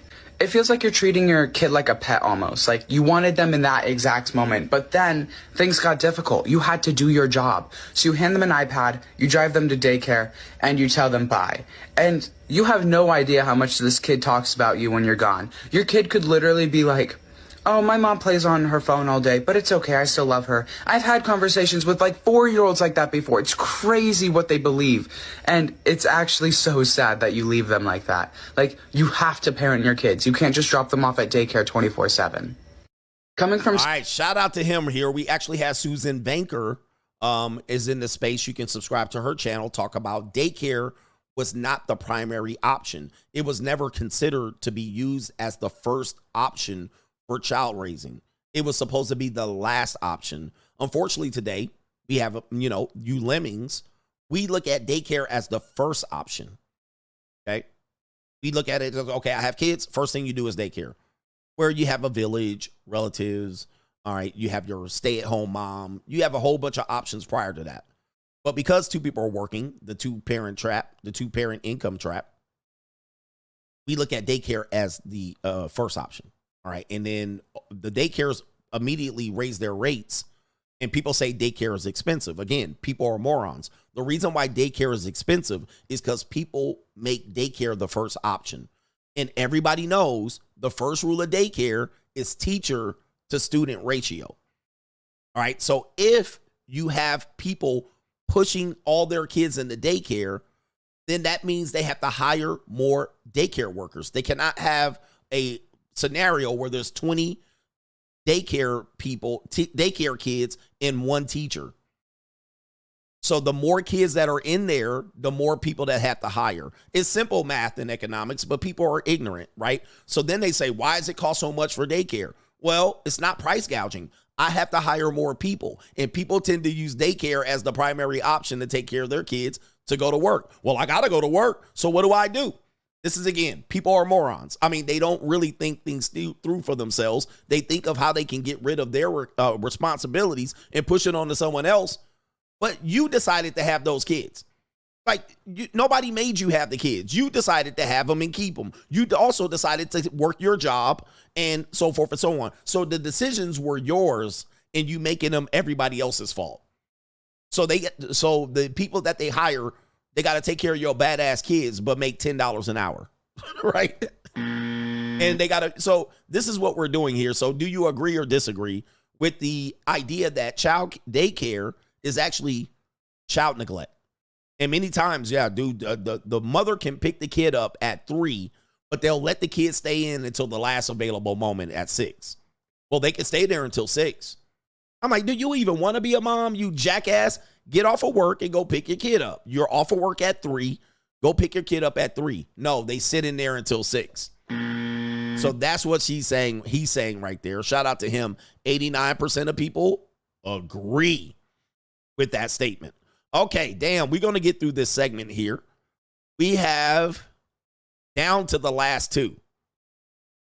We have a gentleman that says, Black confident men discuss women. If a black man is confident, it is seen as, why do you think you're so confident? It is a disgusting trait to women. Okay, let's let him cook. You think he could tell somebody? Hey, Slim, tell me if I'm lying. Every other race of man all around the world can have extreme confidence in self, and every woman know what time it is. Don't say shit about it. They know, respect it, everything. Lift them up. That's what men do. But when a black man with a drop of black blood in him got some confidence in himself, who the fuck does this black nigga think he is? And it's from our sisters. He think money is everything. Same ones who be begging. He think money, he ain't nobody. He don't got no real value. Who the fuck he think he could tell somebody? Only way our sisters love us is if we tell them their shit don't stink. It's okay you fucked 100 dudes. You still deserve to get a rich man, baby. It's okay you made irresponsible decisions. You still deserve to get all the money your heart's desire, even though we had to work for our fucking money. Come on now, make it make sense. We live in reality, baby. Hey, Slim, tell me if I'm lying. Shout out to y'all, Slim. Hey, I'm going to just say this. It's not just the women he's talking about. I think black men in general, if you're confident and you're successful, you're a target. So I will take it off the women for a second. Nobody murders more successful black men than black men. Nobody makes more diss videos on successful black men than black men. Nobody tries to ruin a black man's hustle when he starts winning than black men, and of course black women. So I'm just gonna say, if you want to take the gender out of it, American black people do not like successful black people or confident black men. Why do you think you still a nigga? You still a nigga. Who you think you are? right? So that we all have a standard that confident black men are not good. All right, a lot of people do not like it, and it is like, why do you think you're better than the next? Same thing is why you see the successful black men just get shot in the middle of the street, and people disrespect your body like you're nothing. You can get wasted, and it doesn't matter. So I think he is right, certainly when it comes to women. All right, women in general. I don't even care what race the woman. If you are a confident black man, it is like, who do you think you are? I think that is the truth. I think that is a fact. Even my most hated content, the content creators that hate me the most of them are black. All right, they're black, right? And so then you have some white content creators that don't like me as well. So yeah, I'm going to go ahead and say yes. All right, I'm going to say yes on this one. Let me know if you agree or disagree. Black confident men discuss these women. Every other race of man all around the world can have extreme confidence in self, and every woman know what time it is. Don't say shit about it. They know, respect it, everything. Lift them up. That's what men do.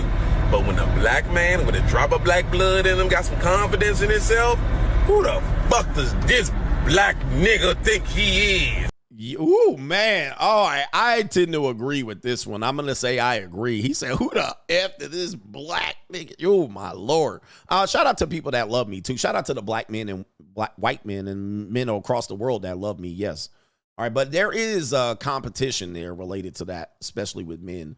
But, yeah, he said, who the F does this black ninja think he is? Yeah, that's plantation politics. 90% of people agreed with that one. That one's too obvious. That one's too obvious. I don't think you can disagree with that one. Last one, the title of the show. This woman right here, and correct me if I'm wrong, I should know who she is. All right, she's either the 6 foot, the goddess, or she's either, I always forget their name. Never watched their videos. I know they've been in this space. So, Danica Marie or 6 foot, the goddess. One of these, she looks like one of these women. All right, now this woman's going to say, every woman is easily replaceable, and they know this. They know it. And this is why you have problems with them. Let me know if you agree or disagree. Every woman swears she got the best puss, but the truth is a man could easily go out and find 10 more of one of y'all like that. And the women know it. That's why y'all be sitting here arguing with these dudes. Women that sit and cry and argue and go back and forth with men, it's because they know if I leave, he can find 20 other women just like me. He's not going to really care. He might be upset for a day or two, and then he'll be all right. And he'll find 10 other chicks just like me. Matter of fact, he'll probably find many chicks better than me. That's why y'all sitting there and be arguing with these dudes, because deep down inside, you know you a basic bitch. What is he losing by losing you? You ain't bringing nothing different to the table. He don't care that you got a degree. He don't care that you got good credit, that you can help him pay the bills. He honestly doesn't care. The reason why you're sitting there arguing back and forth with him is because you know deep down inside you have no value to him. So you're trying to argue your way into him valuing you. Deep down inside, you know that you don't really bring any value to his life. That's why you won't leave. Because you know that if you leave, he's going to see that things are actually better without you. Woo! Now, what do y'all think about that? What do you think about that? Do you agree or disagree? A lot of people don't understand, and that's why the basis of the free agent lifestyle is the free agent lifestyle.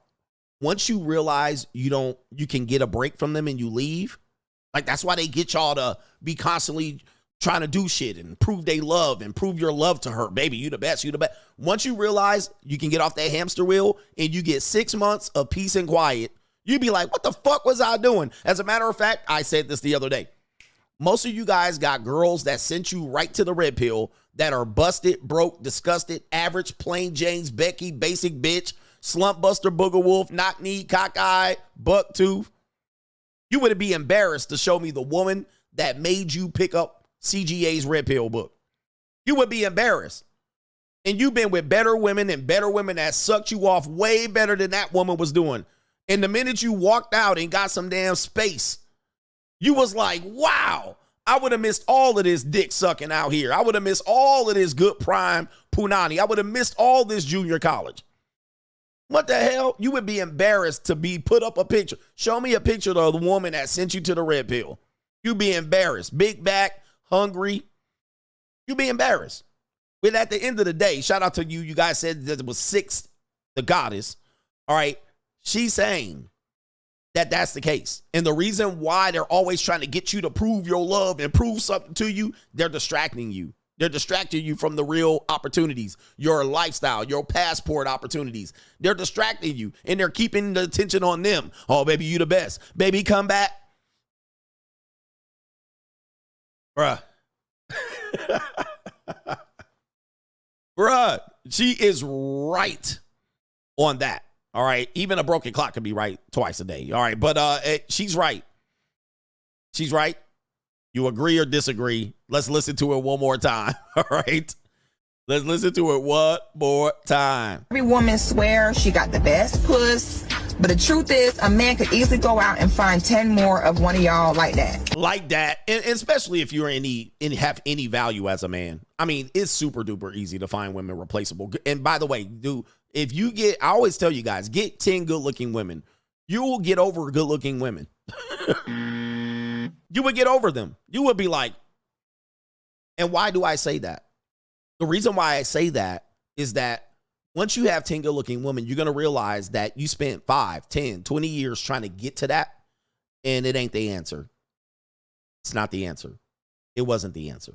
You were like, damn, you spent years clicking likes on Instagram and swiping right, trying to hope that you could get you a baddie.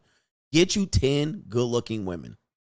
Run they guts, and you're going to realize that they basic. They replaceable. Dime a dozen. Don't let you get no money and 10 good looking women. It's like, damn, it wasn't all of what it's cracked up to be. First time I drove a Ferrari, I was like, this ain't it. But I would have been a person that tried to get a Ferrari. I drove a Ferrari and I was like, I'm not impressed. But a lot of you guys won't find out until you actually get up there and buy one. And then once you got it, you stuck with the motherfucker. You're like, what the hell? All right. All right. You're like, damn. All right. I done spent $250,000, $300,000. Thought I was going to impress people. Oh, and you thought people would be impressed by you and you would get easy punani. Nope. You realize that the women that are going to give you wants to sit in that Ferrari going to cost you your Ferrari payment that month. That's what's going to happen. You thought it was going to be free. Oh, yeah. No. She came there to sell you. So you're going to pay your Ferrari payment plus another Ferrari payment to get you a bad bitch to sit next to you. That's going to give you some lazy head. All right. I'm telling you, man, get to these situations as fast as you can. It's going to reshape your mind. They're replaceable. Beautiful women are a dime a dozen. There's not that many of them, but they a dime a dozen. They'll come up, all will get in line to sell you something. And you can get them guts. And them guts ain't really that impressive, but you can say you boned a couple of good-looking women. Right? Yeah.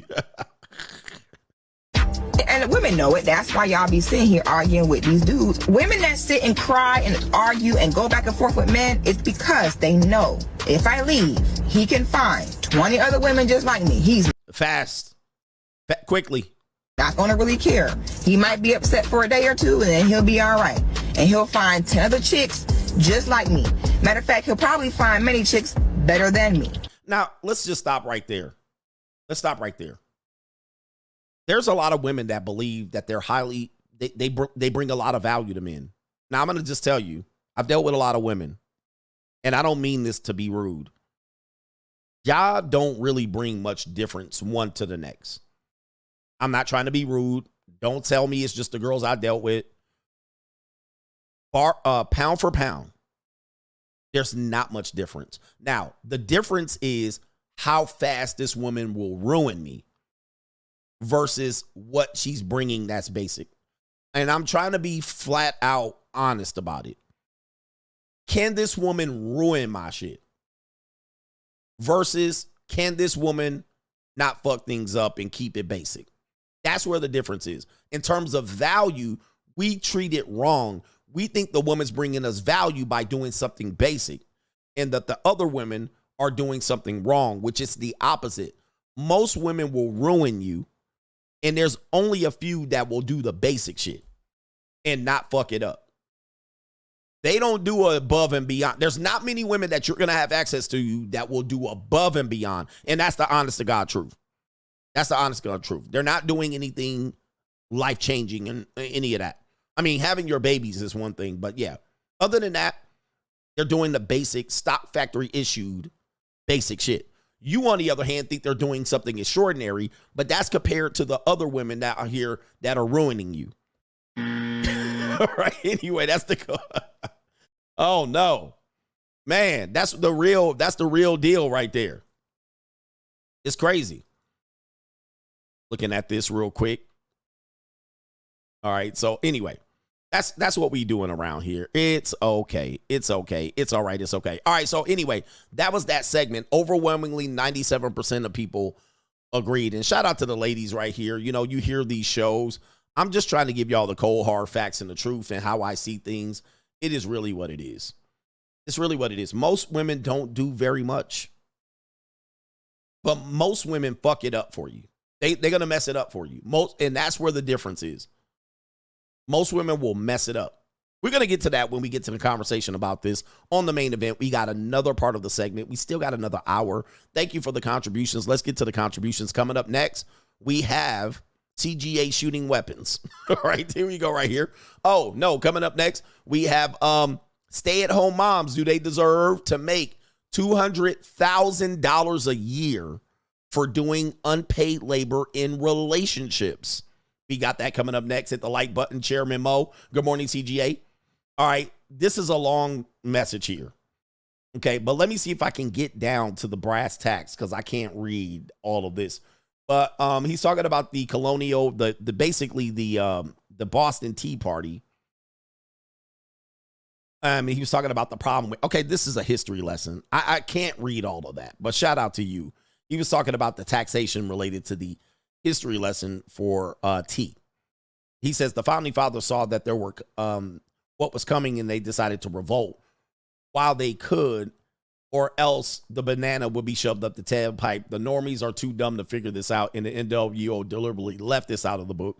So there was some relationship between British East Indian Tea Company and a monopoly on the tea trade. All right, but shout out to you. We might have to do a history video on that one. All right, history video. Okay, let me see. And you did add something else, so we do want to acknowledge that. All right, I would have ran out of breath reading that one. He says right here, remember, Coach Gang, the first battle in the Revolutionary War started when the Redcoats tried to take our guns away from the colonialists. Yes, indeed.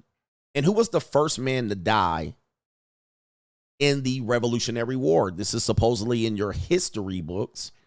Who was supposedly the first man who got shot and killed in the Revolutionary War?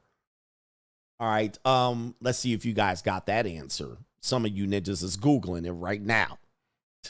All right, here we go right here. Shout out to Kaylin, says, Coach, do you think the hardest thing for men who are willing to give women relationship advice is that women will continually argue and be emotional? He says, we are putting our sexual desires to the side to tell the truth, but they can't hold their emotions back. So that's where it is. All right, so that's where it is. Yes, I mean, everything's going to get turned back to their feelings. Shout out to you. And you guys got it right. Crispus Attucks. Crispus Attucks is said to be the first man to die in the Revolutionary War, and he was a black man. He's a mulatto at least, but he was said to be a black man and have some, either a Kamala Harris mulatto, but he was a free black man. And he was on the side of the Minutemen, the colonialists, who changed the war. Wars were typically fought in an organized fashion, all right, where people were protecting the citizens and people go out into the field and the battlefield and you get your musket and you get your little thing, you put your bullet, you get your gunpowder, and then you take a shot, pow. Then you wait, you squat down, and then the other side gets a chance. Well, the Minutemen and the colonialists in this area, said to have been near Boston, Massachusetts, or Connecticut, one of these places. These ninjas was guerrilla warfare. These ninjas was sitting in trees. These ninjas was sitting up behind rocks, on top of rooftops, hanging out of trees, just sniping the redcoats. Now, this was against the war. This was against how wars were fought. You know, there's rules to war, if you know. You're not supposed to kill innocent people. You're not supposed to kill civilians. All right? But they ambushed them. The redcoats are coming. They came marching in, and the colonial Minutemen ambushed them ninjas. All right? So, yeah, brother, shout out to y'all. So, Crispus Attucks was a black man and said to have some sort of black descent. He was the first one killed in an American Revolutionary War. All right, shout out to you right there. So guerrilla warfare was invented by the colonialists, the Americans, of course. All right. All right, anyway, ninja out here just sitting, chilling. Kata pop pop. All right, they like, whoa. We didn't start. Shout out to Caitlin says monogamy benefits society as a whole, not just broke men. What complicates monogamy is that men want multiple women, and women only want the top tier guys. Even Kobe only had one wife when he could have had more. Hypergamous women want the top guys to be monogamous to them too. And I won't say what Kobe was out here doing in these streets, but he had more wives than that. Streets. All right, he had more wives than that. Yeah, Vietnam was an example as well. The Vietnam, small country, was able to fight off big old America by guerrilla warfare tactics. What they did was they cheated. They cheated basically to survive. What they did was Drunk History by CGA. What the Vietnam did, what the Vietnamese did to survive, they basically armed people that weren't soldiers, right? They armed kids, they armed women, they armed men, they armed civilians, they armed people that had, you know, the Red Cross symbol on them, and you thought they weren't going to be of harm, and they was like, skitty pop pop, right? You know, caught you off guard, ambush style. Oh, I'm just an innocent old 4'9" Vietnamese lady weighing 85 pounds. Skitty pop pop. I mean, that will get your ass and catch your ass lacking. Pop pop cock cock cock. All right, that will catch your ass lacking. So you're thinking, oh, this is the media. This is the people, the Red Cross. These are the nurses. These are the medics. Well, these people aren't part of the war. That's where the wartime rules come in. Well, you don't shoot the medic. You don't shoot a media person. Well, if I wear a media vest and shoot you, right? If I'm a kid and be like, oh, we can't shoot a kid, but the kid just turns around and be like, pop, pop, cock, cock, cock, right? Is that fair? You're like, damn, I would have offed you, but we don't shoot kids. But the kid comes around and then shoots you. What do you do? Is that fair? Well, all is fair in love and war. All is fair in love and war. You got to do what you got to do to survive. So Agent Orange time. All right, we got to wipe these people out. So anyway, yeah, so it turned around. It was like, gotcha, bitch. War is war, ninja. Linglings come out with they little itty bitty titties. Hi, you want some punani? You be like, yeah, I want some punani. And she be like, gotcha, bitch. It's a cold world out there, man. Cold world. Ninjas can send the Americans back home defeated. It's just like, how can we not win this, man? This is an easy dub. Yeah, you on their turf. Yep, you getting your legs blown out. They already know where all the rice patties is at. They was like, oh, okay, come on over here, ninja. We got something for your ass. He said they had tunnels. They had tunnels. They knew where everything was. We don't know nothing. Going out, ba-kaboom. All right. Well, fuck your whole plan up. Fuck your whole plan up. 15-year-old linglings coming out shooting you. You wasn't ready for that. All right, what are we doing here? All right, let's see here. Damn, I got to get a lot of brothers over here. Sorry, pause. Pause. We got a lot of brothers here that have contributed. Shout out to Ash with the co-sponsorship. Long time listener, brother. I enjoy your insight. How do you respond to a woman asking you such? And I answer that. Gary says, big girls gonna get smashed because they're told they are less valuable. I read that one. Rick from H-Town. Men fixing binds on young legal women is called predatory. A 30-year-old woman had a baby by an 83-year-old man. Al Pacino, please help me understand why one is considered predatory and not the other. We actually talked about that last night. And it's really just the competition level. You know, it's a competition between women. H everyday, damn coach, people can't be this dumb. Fanny is just dumb. He says all that education I could have used and she could have used, but she got it. And this is who y'all say will uphold the law. He says, I'm done with the community. No wonder black folks get no respect. He says, y'all could have covered this up. Ain't you a lawyer? Straight dumb. MC Hamster said, not my girl to not my girl coach. What? Shout out to you. Oh, crying. Shout out to Abel Returns to Eden. Says, I think I had the tone messed up on that one. Abel Returns to Eden says, hello, my dear coach. Thank you for being the guardrail to help prevent men and me from falling into the abyss of that warm embrace. LOL. Yummy, yummy. That punani is something else. No government name. Men aren't the true romantics. They're the true suckers, a.k.a. but men need hope ass Mitchells. But they ironically complain about women being unrealistic. I can see why American men are disrespected so much. They deserve it. What do you say? Again, like we were saying, the people that fight me are inexperienced men. Or it might be a guy that be like, well, I haven't had that type of experience. So those are two different guys. All right, shout out to no government name, as a self-sufficient, in-shape Gen Z man making six figures. I've disowned my parents and family for not putting me in a position to be successful early in life. What are your thoughts? Love your money mindset. Well, like I said, most parents are not prepped to be parents. Most parents are not prepped to be parents. So most parents are not smart. Let's just be honest about that. Most parents are not smart. So that typically is what happens with them. All right. Let's see here. Yeah, I can't say anything about that. MC Amster, Mastodons in the NFL keep broke men docile. Throw in some no-fault divorce to maintain the peace.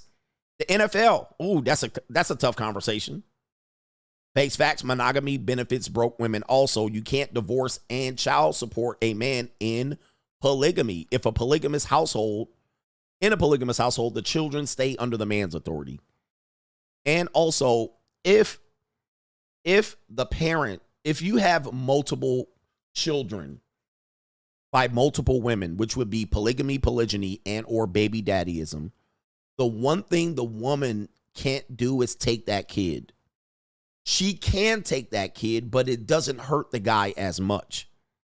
It is still painful. But in a monogamous situation, the woman can take the child, and that's your only children.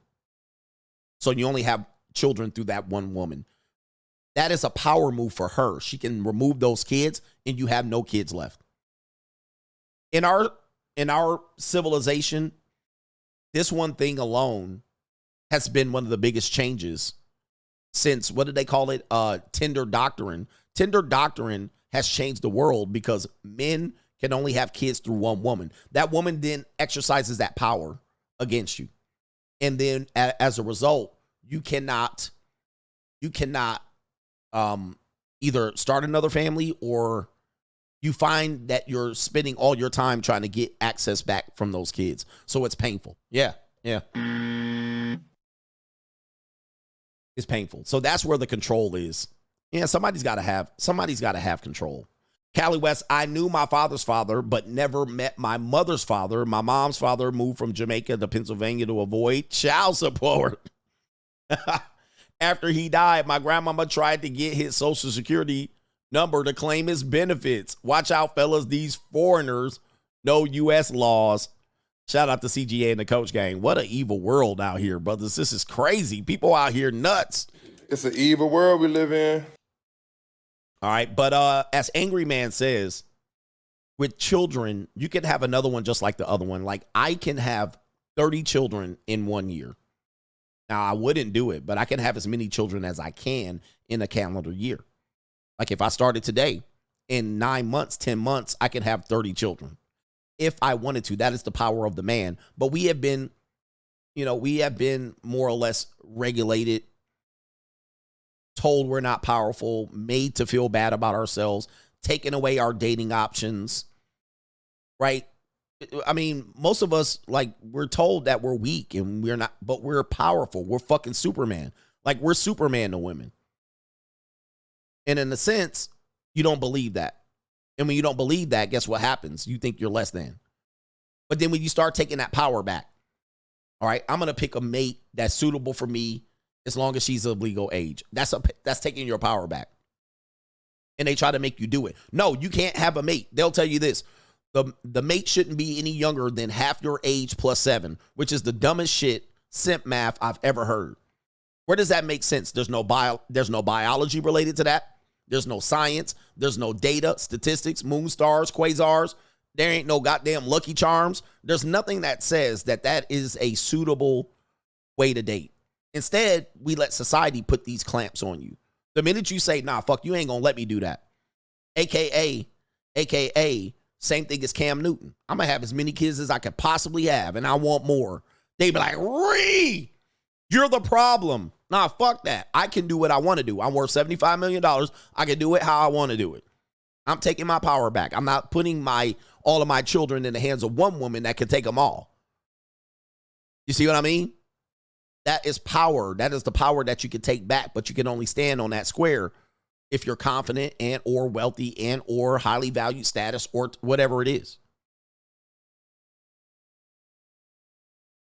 See what I mean?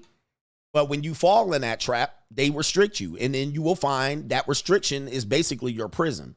I'm going to have monogamy, get married, and have my children all by one woman. And guess what? That's monogamy. And then when she ready to divorce your ass, she take them kids and they gone. And she take the child support with it. And you fucked. Now you fucked. Now you realize the prison you put yourself in and you chose it. Shout out to No Government Name. Here's a great show topic for Gen Z audience members like me. Should you honor thy parents and family if they did the bare minimum, raising them non-blue chip mindset? I always say parents, as dumb as as many mistakes as they made, they were dumb. You know what I mean? They only could do so much.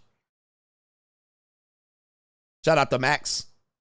Says, good shit, coach. Thank you for all the lessons and wisdom you're passing along. Starting small, but plan on donating bigger and more often in the future. Shout out to you. And shout out to No Government Name BH for that 1,000. What do they call that? A rack? You guys have been donating like crazy. I still got a couple more, and we'll get to the last part of the show. 2,800 people in here. Abel returns to Eden. I'm almost 60. My patents had me close to 50. I think you meant your parents. I'm almost 60. My parents had me close to 50. I know of my paternal great-grandfather.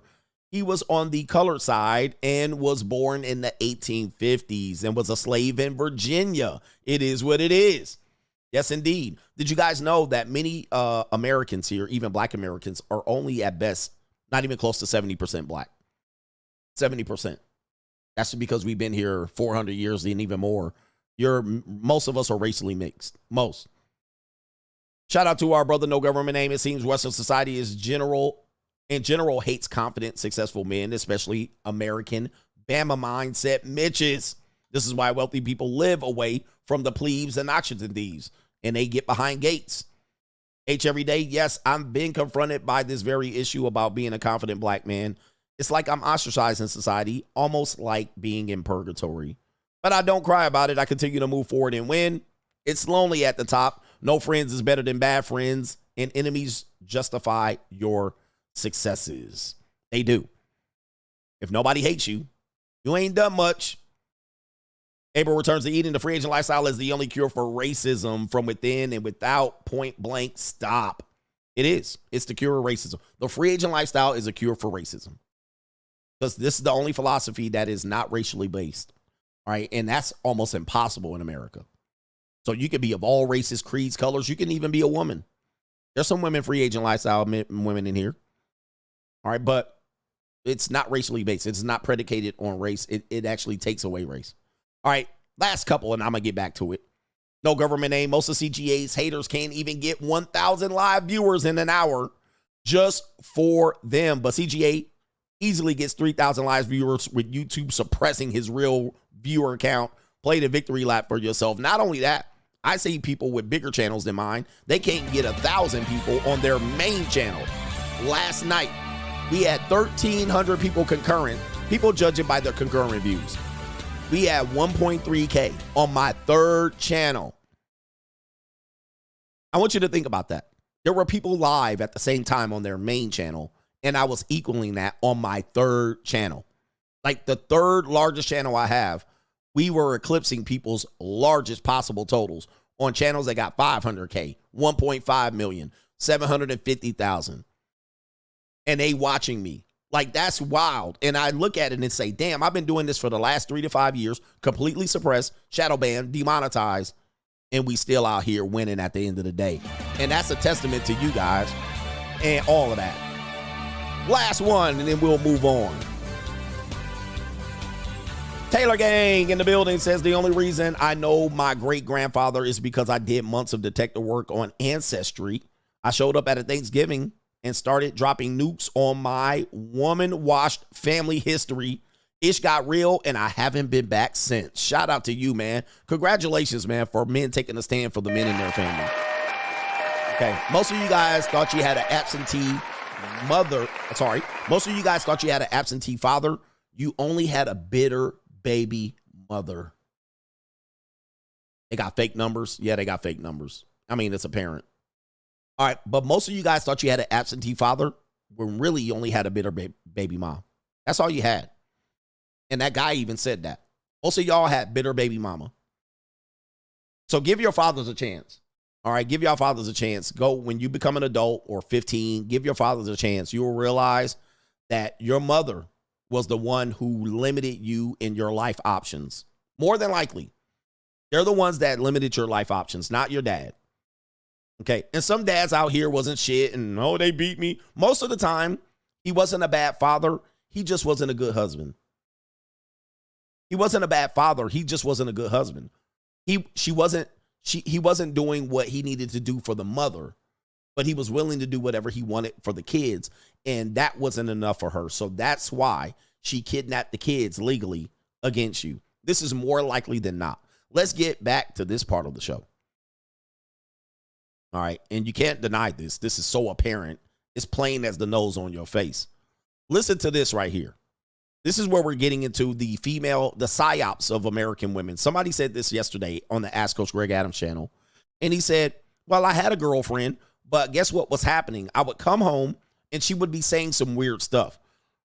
And then he's like, she'd be saying like, well, I'm a stay-at-home mom. I should make $200,000 a year for all of these things that I'm doing, unpaid labor, emotional labor, all of these things that you hear about relationships where the women are trying to keep a partnership so they don't have to do all of this free, unpaid labor. They're carrying the emotional labor of the family, and he does nothing. He just works and comes home. Well, you can have a girl in the marriage will, a wife, and because the world is in her hand, you don't realize that your woman is your house is being infiltrated by a spirit.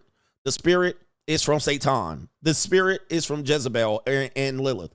And the world will be telling her, you deserve more. You deserve better. You deserve taller. You deserve more. And you're at home minding your own business, bringing home your $50,000 a year. And the world's telling her, don't make him a plate. Stop making him a sandwich. Make him do his work. Make him do the dishes before you give him a blowjob. That's what the world's telling them. That's what the phone's telling them. That's what her family's telling them. That's what her single friends are telling them. That's what Facebook is telling them. That's what's telling them that. Now, this is going to continue. One thing that I have to always tell you, the first ask is not the last ask. Things don't move in relationship to the dynamics between men and women without a continuing pestering and annoyance till they get what they want. Just because they ask for it and you say no doesn't mean they're not going to try to keep asking you for it. That is what we call basically she's just trying to chip away, annoy you enough for you to say, all right, this is the same thing that happened with the vote for women. That was a 100-year fight before they got it.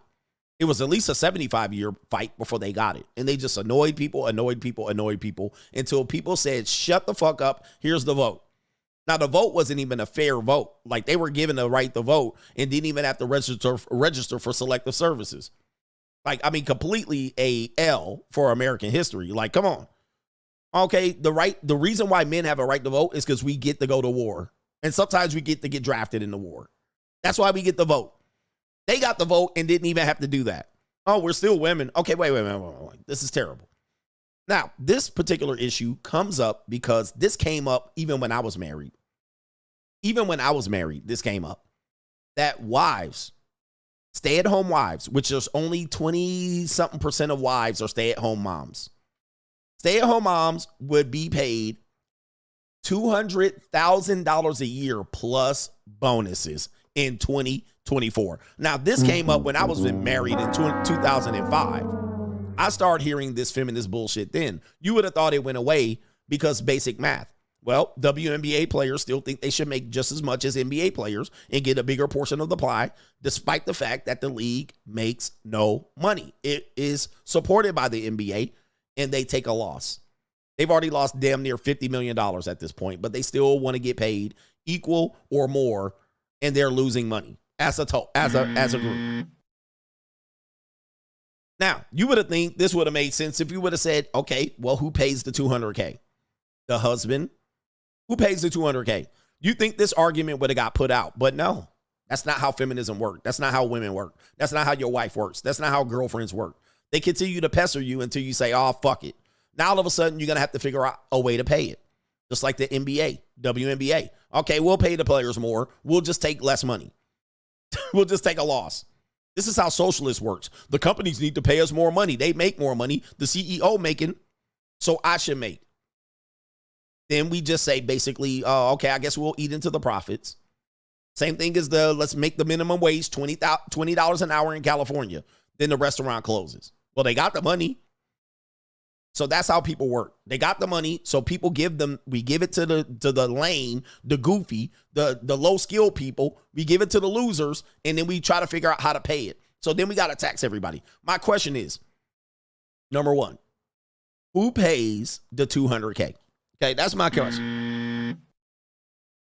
If this was supposed to happen, and we're going to implement this based on this particular reasoning and logic, who the fuck pays the $200K? The husband don't even make $200K. Most husbands do not make $200K. Now I got a wife at home that makes $200K and I make $75. What the hell is going on here? Like how? What the hell?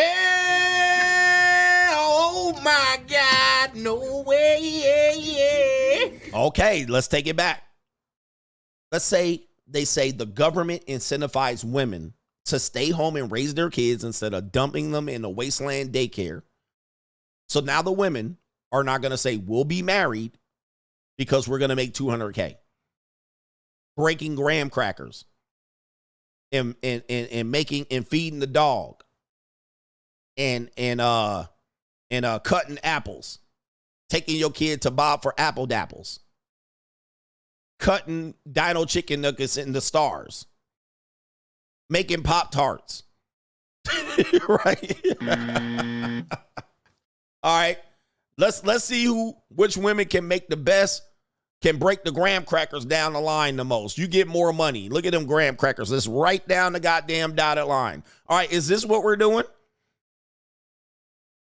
Yes, this is what we're doing.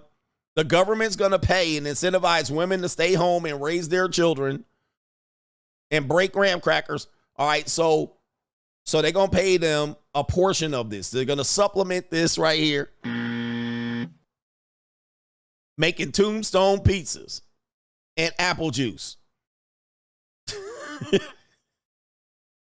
This woman says, our society would literally collapse without this unpaid labor. So in other words, slavery.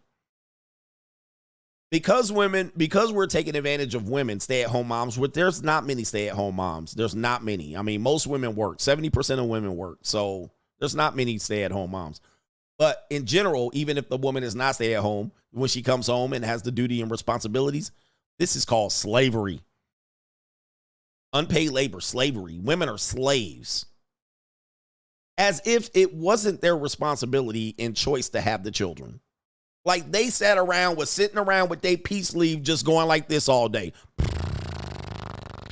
Farting in the wind sitting around bleeding, and then somebody came and a guy came over with a club. Bam!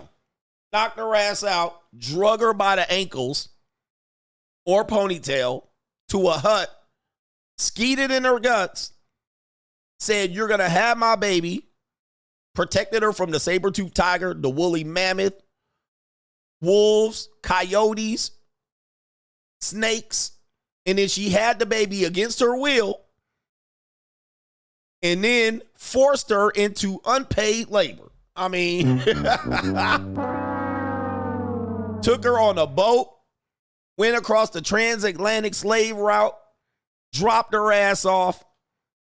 It was like, "You're going to have all my babies for free." Chained her to the bed, prevented her from learning how to read, didn't let her pay for a drum. No drums. Don't play the drum. We'll cut your hand off. Unpaid labor. Now, this is what we're dealing with. So it sounds ridiculous to us, but this is how women get, this is how we get a collapse of our relationship in our society. They're blaming men for not getting married. However, the woman looks at what she's doing as unpaid labor. So when you get married to her, you got to listen to this, because a couple TikTok videos came across her screen this evening. Right? So now your marriage is compromised. And now you're sitting up here in the divorce attorney's office because she done flipped out and became a feminist. She's been infected and infested by the ways of the world and Satan. The serpent has given her the apple and she's eating from the tree of knowledge. And she thinks she has knowledge, but she doesn't have a clue.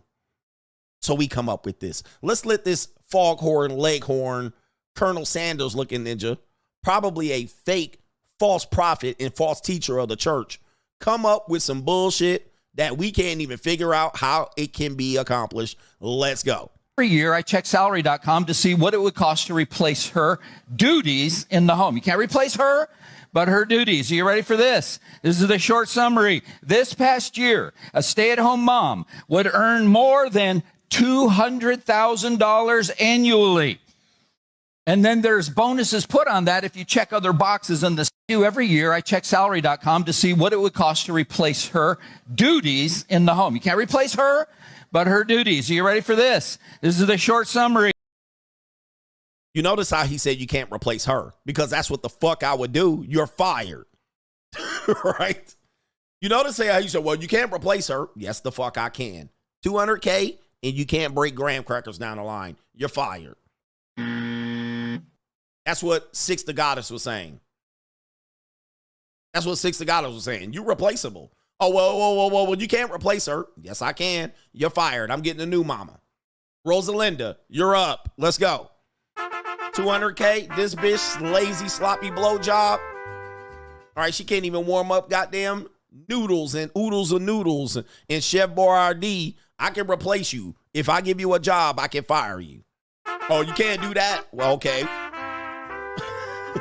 All right. Let's look up what this clown talking about in terms of the duties, and then we'll break it down here. All right. Anybody that get a job that's worth $200K, I can fire your ass. Okay, with the quickness.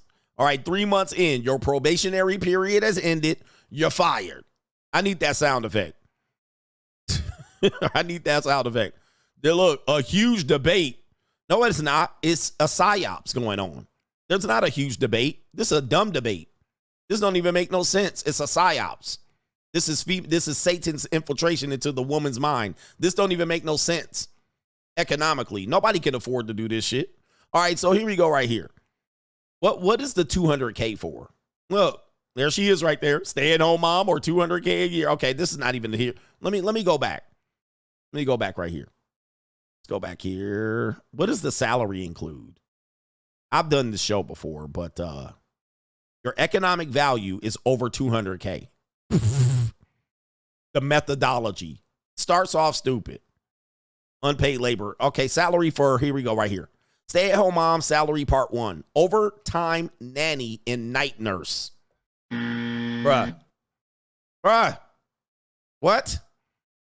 I found nanny salary by state via ZipRecruiter. an estimated a median $31,000 a year. This assumes 5 working days a week. I divided this by 5 and then multiplied it by 5 plus 2 times 1.5 in parentheses to account for overtime pay on the weekends to arrive at a salary at $49,894 for a stay-at-home mom to work 7 days a week for a year. You see this math? What kind of math is this, fam? What kind of math is this, fam? Night nurse. The average of night nurse makes $24 an hour. At 12 hours a night, that's $288 a night. For a full year, 365 days, a night nurse could charge $105,120. And so for a quarter year, the night nurse portion of the salary, $26,280 for a quarter year. Oh, not only that, they're the CFO accountant of the household. So what did I do? I looked up, it says right here, you're the CFO. But let's be fair, most CFOs are managing budgets in the millions, not the 5 and 6 figures. So I looked up the salary of an accountant instead. Oh, okay. Okay. ZipRecruiter once again has a source for an average accountant salary by state using the median. I came up with, of course you did, you came up with $51,853. Teacher. Not all stay-at-home moms homeschool their kids, but many of them are very involved in their child's education, going to the point of tutoring. This is your own child you're talking about. That would be like me charging for babysitting when the mom runs the Target. All right, but you're going to teach, tutor, help your kid with homework. Now, it says right here, I took the entry-level salary for teaching by state, the median, $38,098 for the year. Private chef and home keeper. Private chef. All right, multiply that by 279 hours a year. You get, for breaking graham crackers, $6,000 for breaking graham crackers. And then we also have Rosalinda, housekeeper, $6,000 a year. I put it all together. Putting it all together. Who gonna pay for this? They just making this shit up as they go. All right, so adding it all up. Here we go right here. I got $49,000 for the nanny, $26,000 for the night duty nurse. Night duty. Accountant, $51K. Yep, I'll take all that. I'm doing big math over there. All right, teacher, $38K. Private chef, $6,000. Now, homekeeper, $6,000. Also, totally employed. If I took all of those jobs, I'd be making $179,481. Yep, that sounds about right. Yes, indeed. That sounds about right. Yep, and I made a little chart. One woman doing all this shit. She's superwoman, huh? Multiplied by what? 1.153 equals what? 206,941 is the average economic value generated by a stay-at-home mom's role in any given year. Are you serious, man? This is my analysis. So look, let's look at it. This is where the guy quoted this figure. It's where the guy quoted this figure, 206,941. Let's see if that's the same.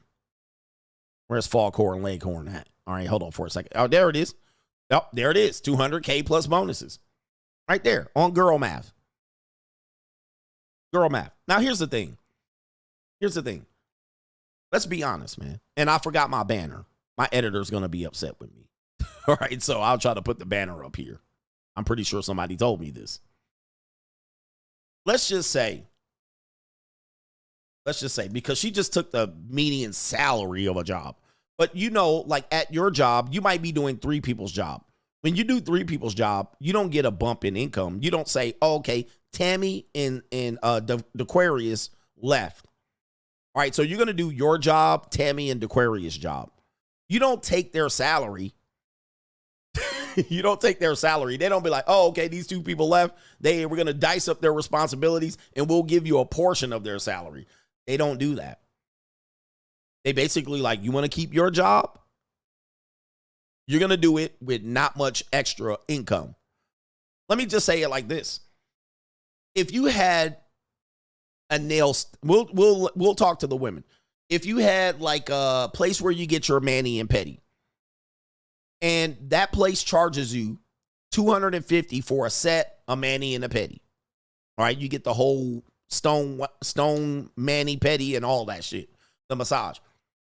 And then they came up to you and they said, you can get a package of 10, but the package of 10 would be $2,500. Now, let me tell you something. If you pay in advance, right here, this is what they're telling you. If you pay in advance for 10 sessions of your mani pedi, that costs $250. But if you pay in advance for a session of a package of 10, it'll be $2,500.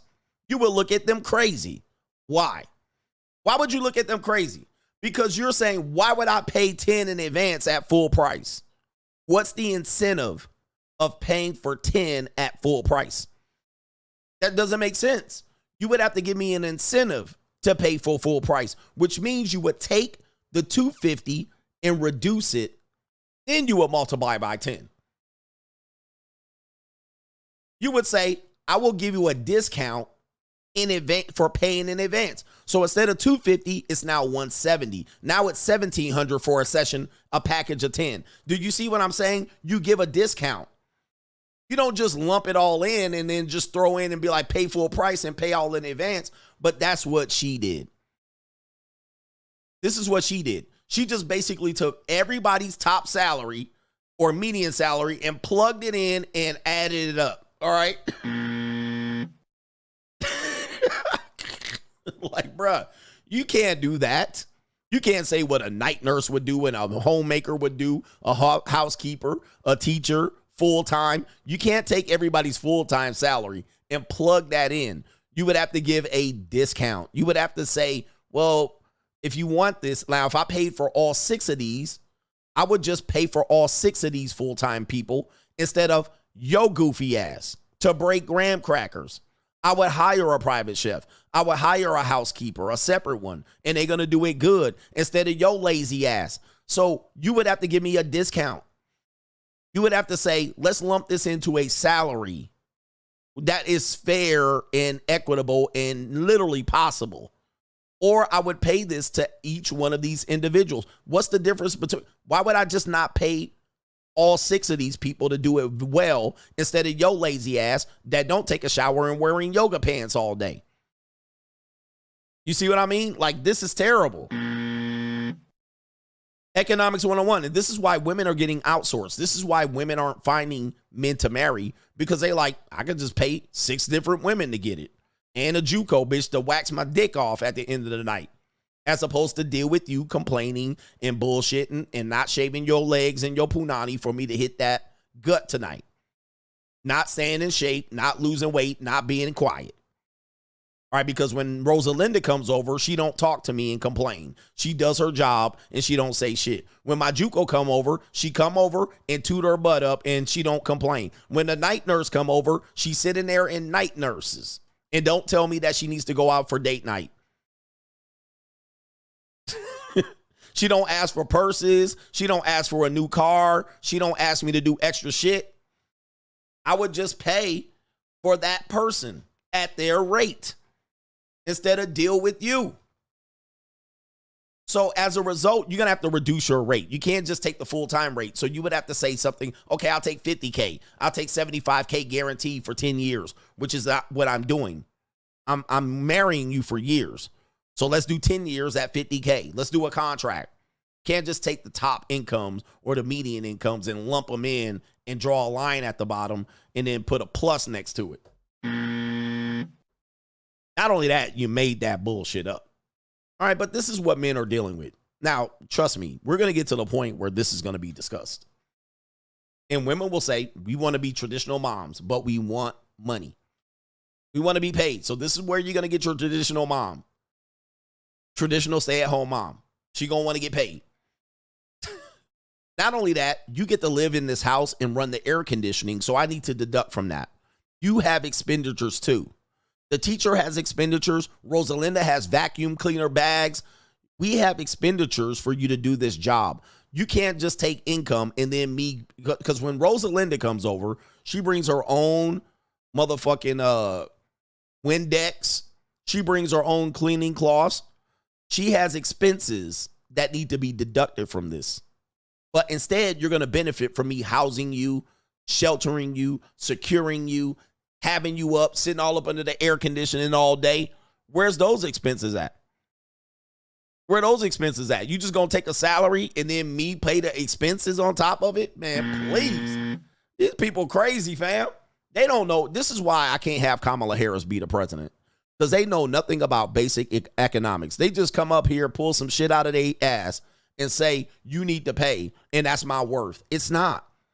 It's not. You're not running a business. You're not even deducting expenses at all. And then you're going to want me to pay the extra expenses. It's crazy. Yep. Rosalinda bring the pledge, the Windex. She bring the vacuum cleaner, the broom. She don't use none of my shit when she comes and cleans. She brings her own shit. And she's responsible for it. I don't pay for the extra shit. Rosalinda brings that. Anybody that I have that cooks in my house, they bring the food. I don't pay for the food. I might pay for the groceries, the delivery. But you got to bring the pots and the pans and the goddamn wok and all of the stirring spatulas and shit like that.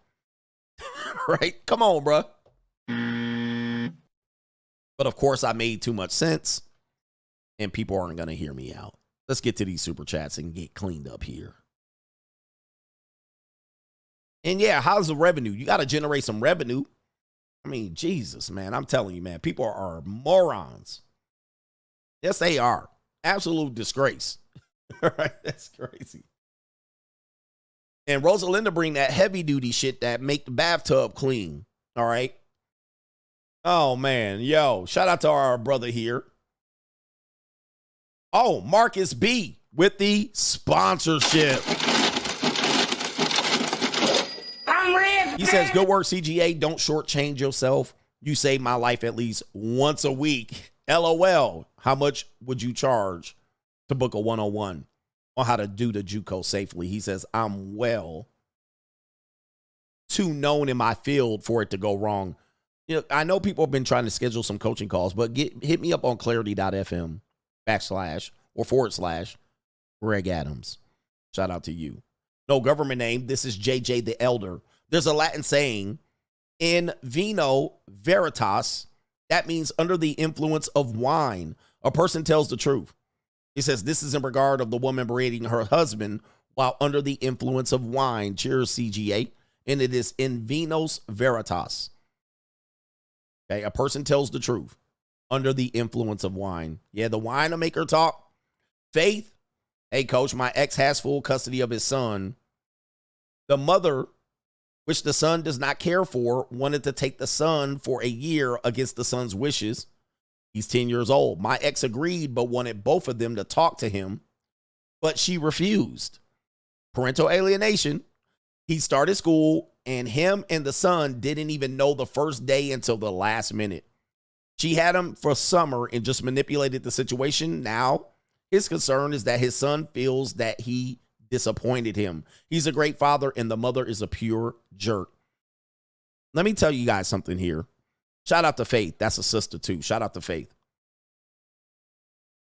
Never do any agreement with a woman that doesn't involve the family court with these women. No handshake deals, no nothing. They always got their fingers crossed behind their back.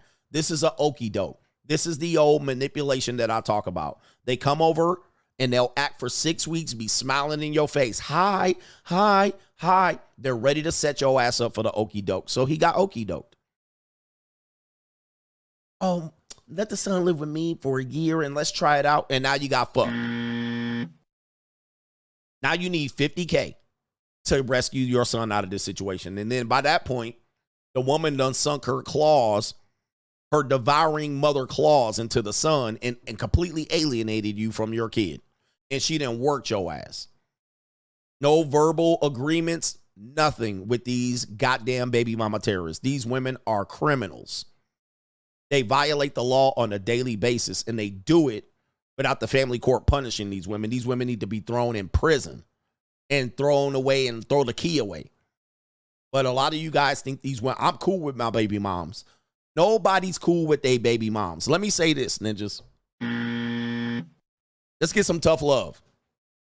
If your baby mama has you on child support, if your baby mama has ever made you to go to any court, if your baby mama has tried to do some shit and she already stabbed you in the back, you are not cool. If your ass then went to jail for contempt of court or for child support or some shit like this, if you ever had to hire an attorney, if this bitch ever committed any one piece of parental alienation, you are not cool with her. This bitch is your bitter enemy. She is your bitter enemy.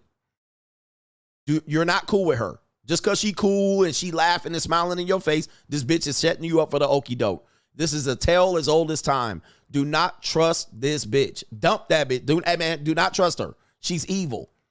Never trust her. She is your bitter enemy. She is your goddamn ops. She is your rival. She's turning your old social security number to the state.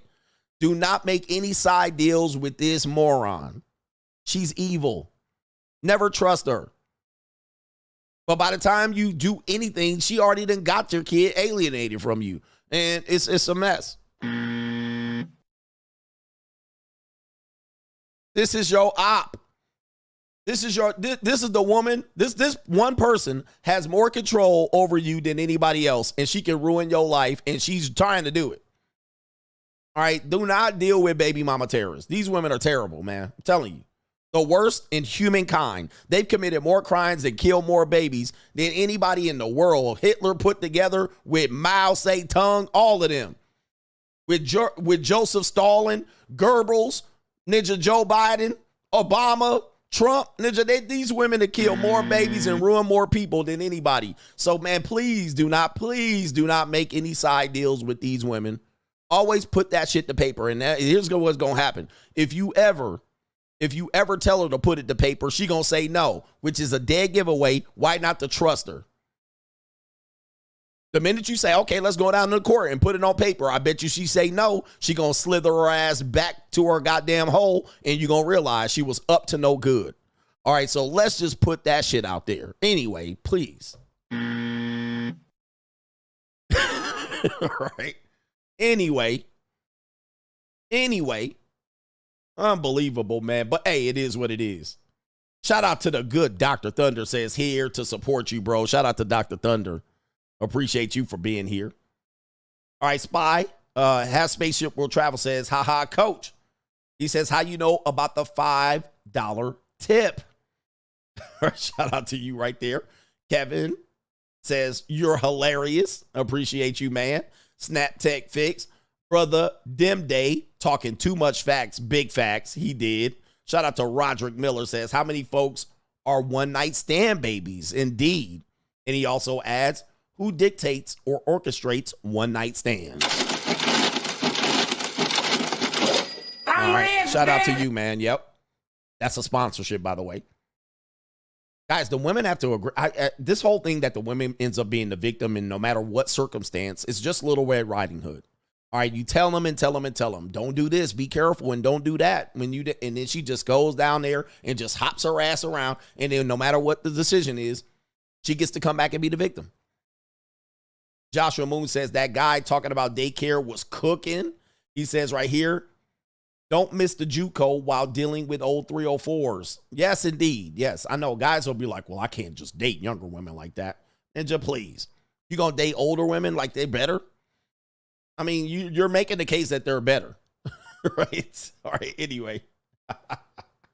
I done triggered some people I think I see. Did I trigger y'all? I triggered you.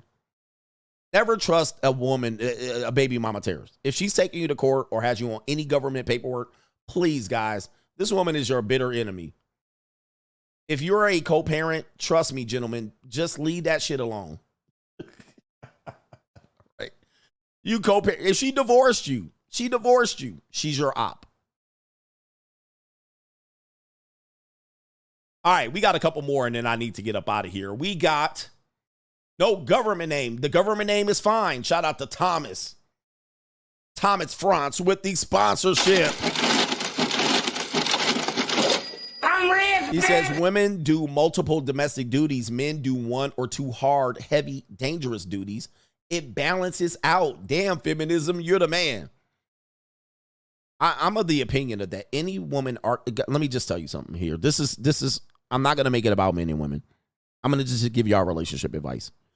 If you're in a relationship and you're keeping score, the relationship is over. It's over. It's dead. You're just keeping it alive, and you got to realize why it's being kept alive. Once you realize that, you're going to realize you kept it alive for no good damn reason at all. I get the idea. Oh, I'm doing more. I'm folding more socks. And the things you do occasionally, like once every 3 weeks, once every season. But I fold socks every day. Okay, bish. You about to be folding socks by yourself. All right, so you about to be folding socks by yourself. That's the only chance you got. That's all you got. Bitch, you're gonna be folding socks at your mama's house. You're gonna be living in an apartment complex where you gotta take that fucking basket and walk right down in the goddamn rain in the middle of the night because 8 people got loads of laundry in. And you're competing early in the morning for laundry, for washing machines and dryers. You're going to be walking. You're going to be loading laundry in the back of your hatchback and going down to the laundromat if you keep talking. Keep talking. You're going to be at a laundromat all day Saturday doing the speed dryer, huffing fucking laundry in a hatchback if you keep talking.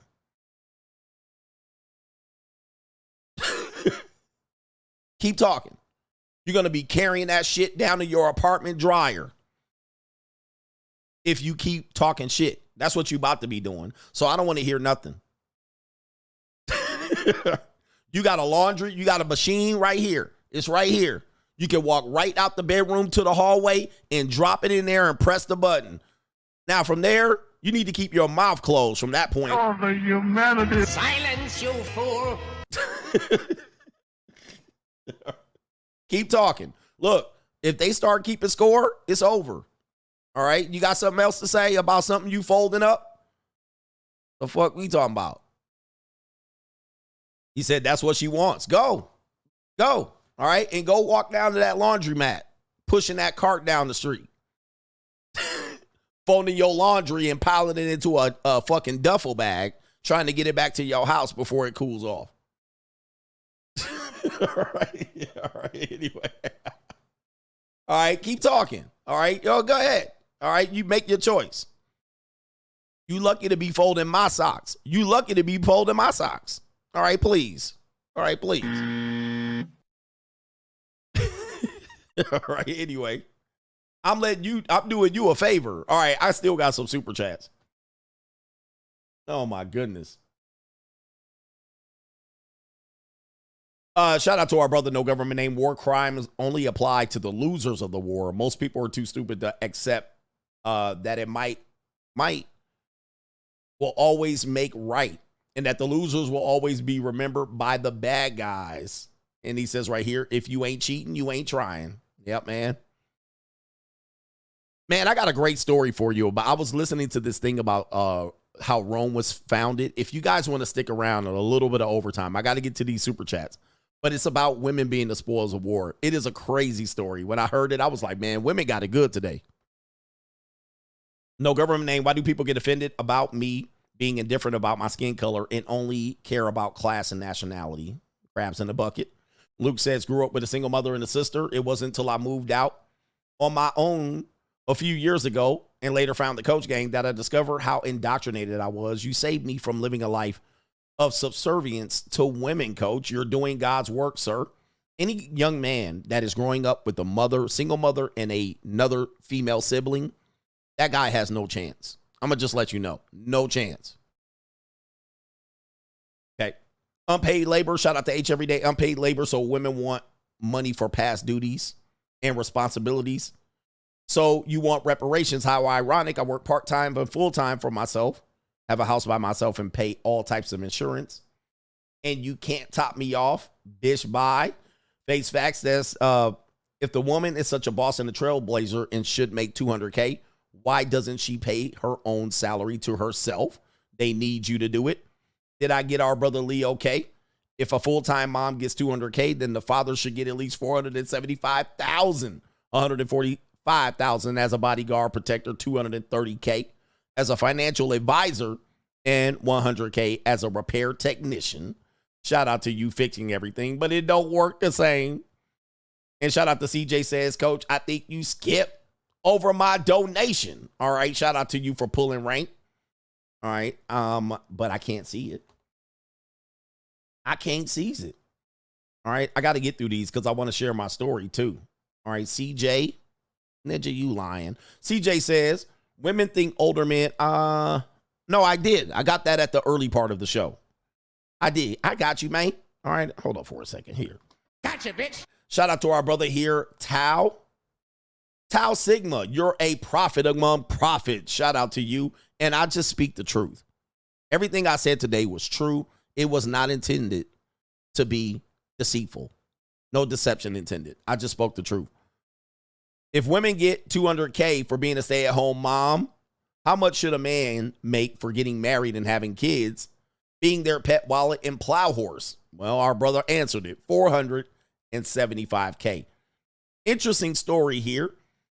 It says, Dennis says, my ex-fiance's mom tried to tell me about a housewife's salary in 2005. That's when I knew it was over. So even a marriage doesn't save you. And I'd rather hire a maid, cook, or JUCO instead of getting a wife. Thanks for feminism being free for freeing men. So if a man's going to pay that for a wife, why not him? Why doesn't he just hire women?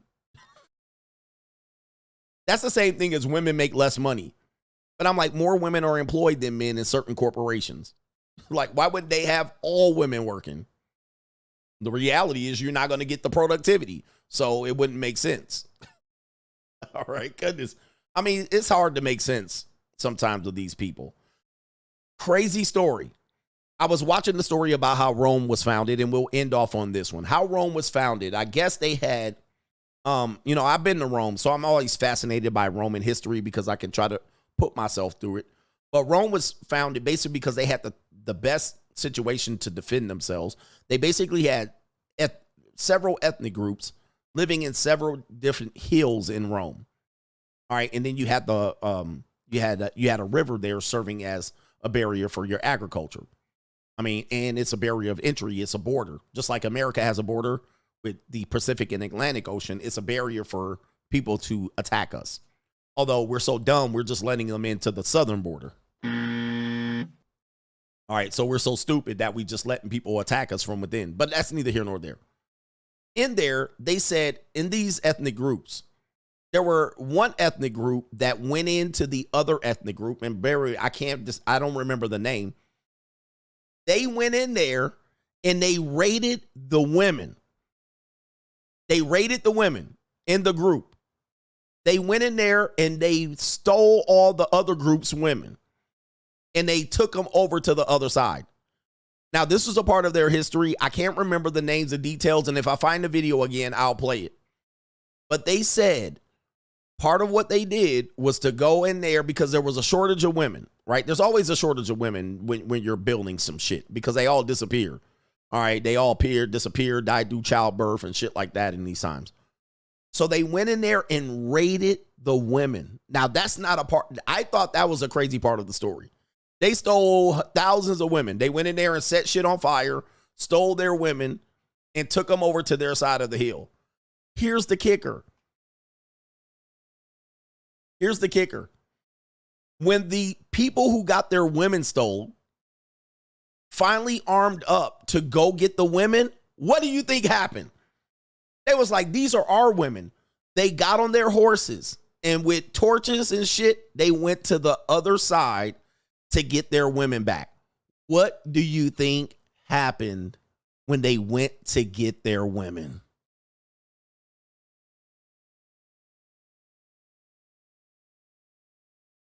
You know what happened? According to this legend, the women wanted to stay with their captors. They stayed. They said, they're treating us well. There's nothing to worry about. They're giving us shelter, homes. They're giving us good dick. They stayed.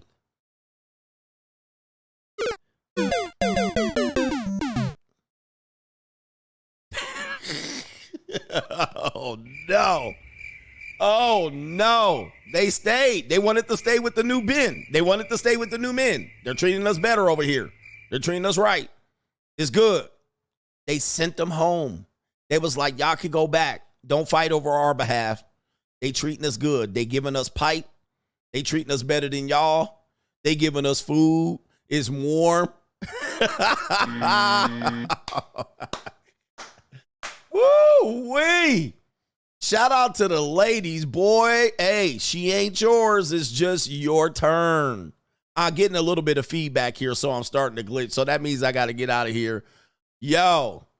And that goes back to the year, what, 700 BC? Woo!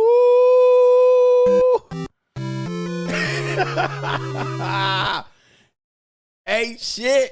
All right, I'll try to find the video here on that one. I'm going to try to find the video. Tau Sigma says, you are a man amongst men with the truth and honesty you keep. Shout out to you, man. I'm glad you see that what I'm telling you is the truth.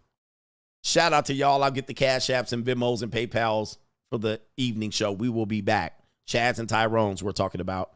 Shout out to the Coach Gang. Peace.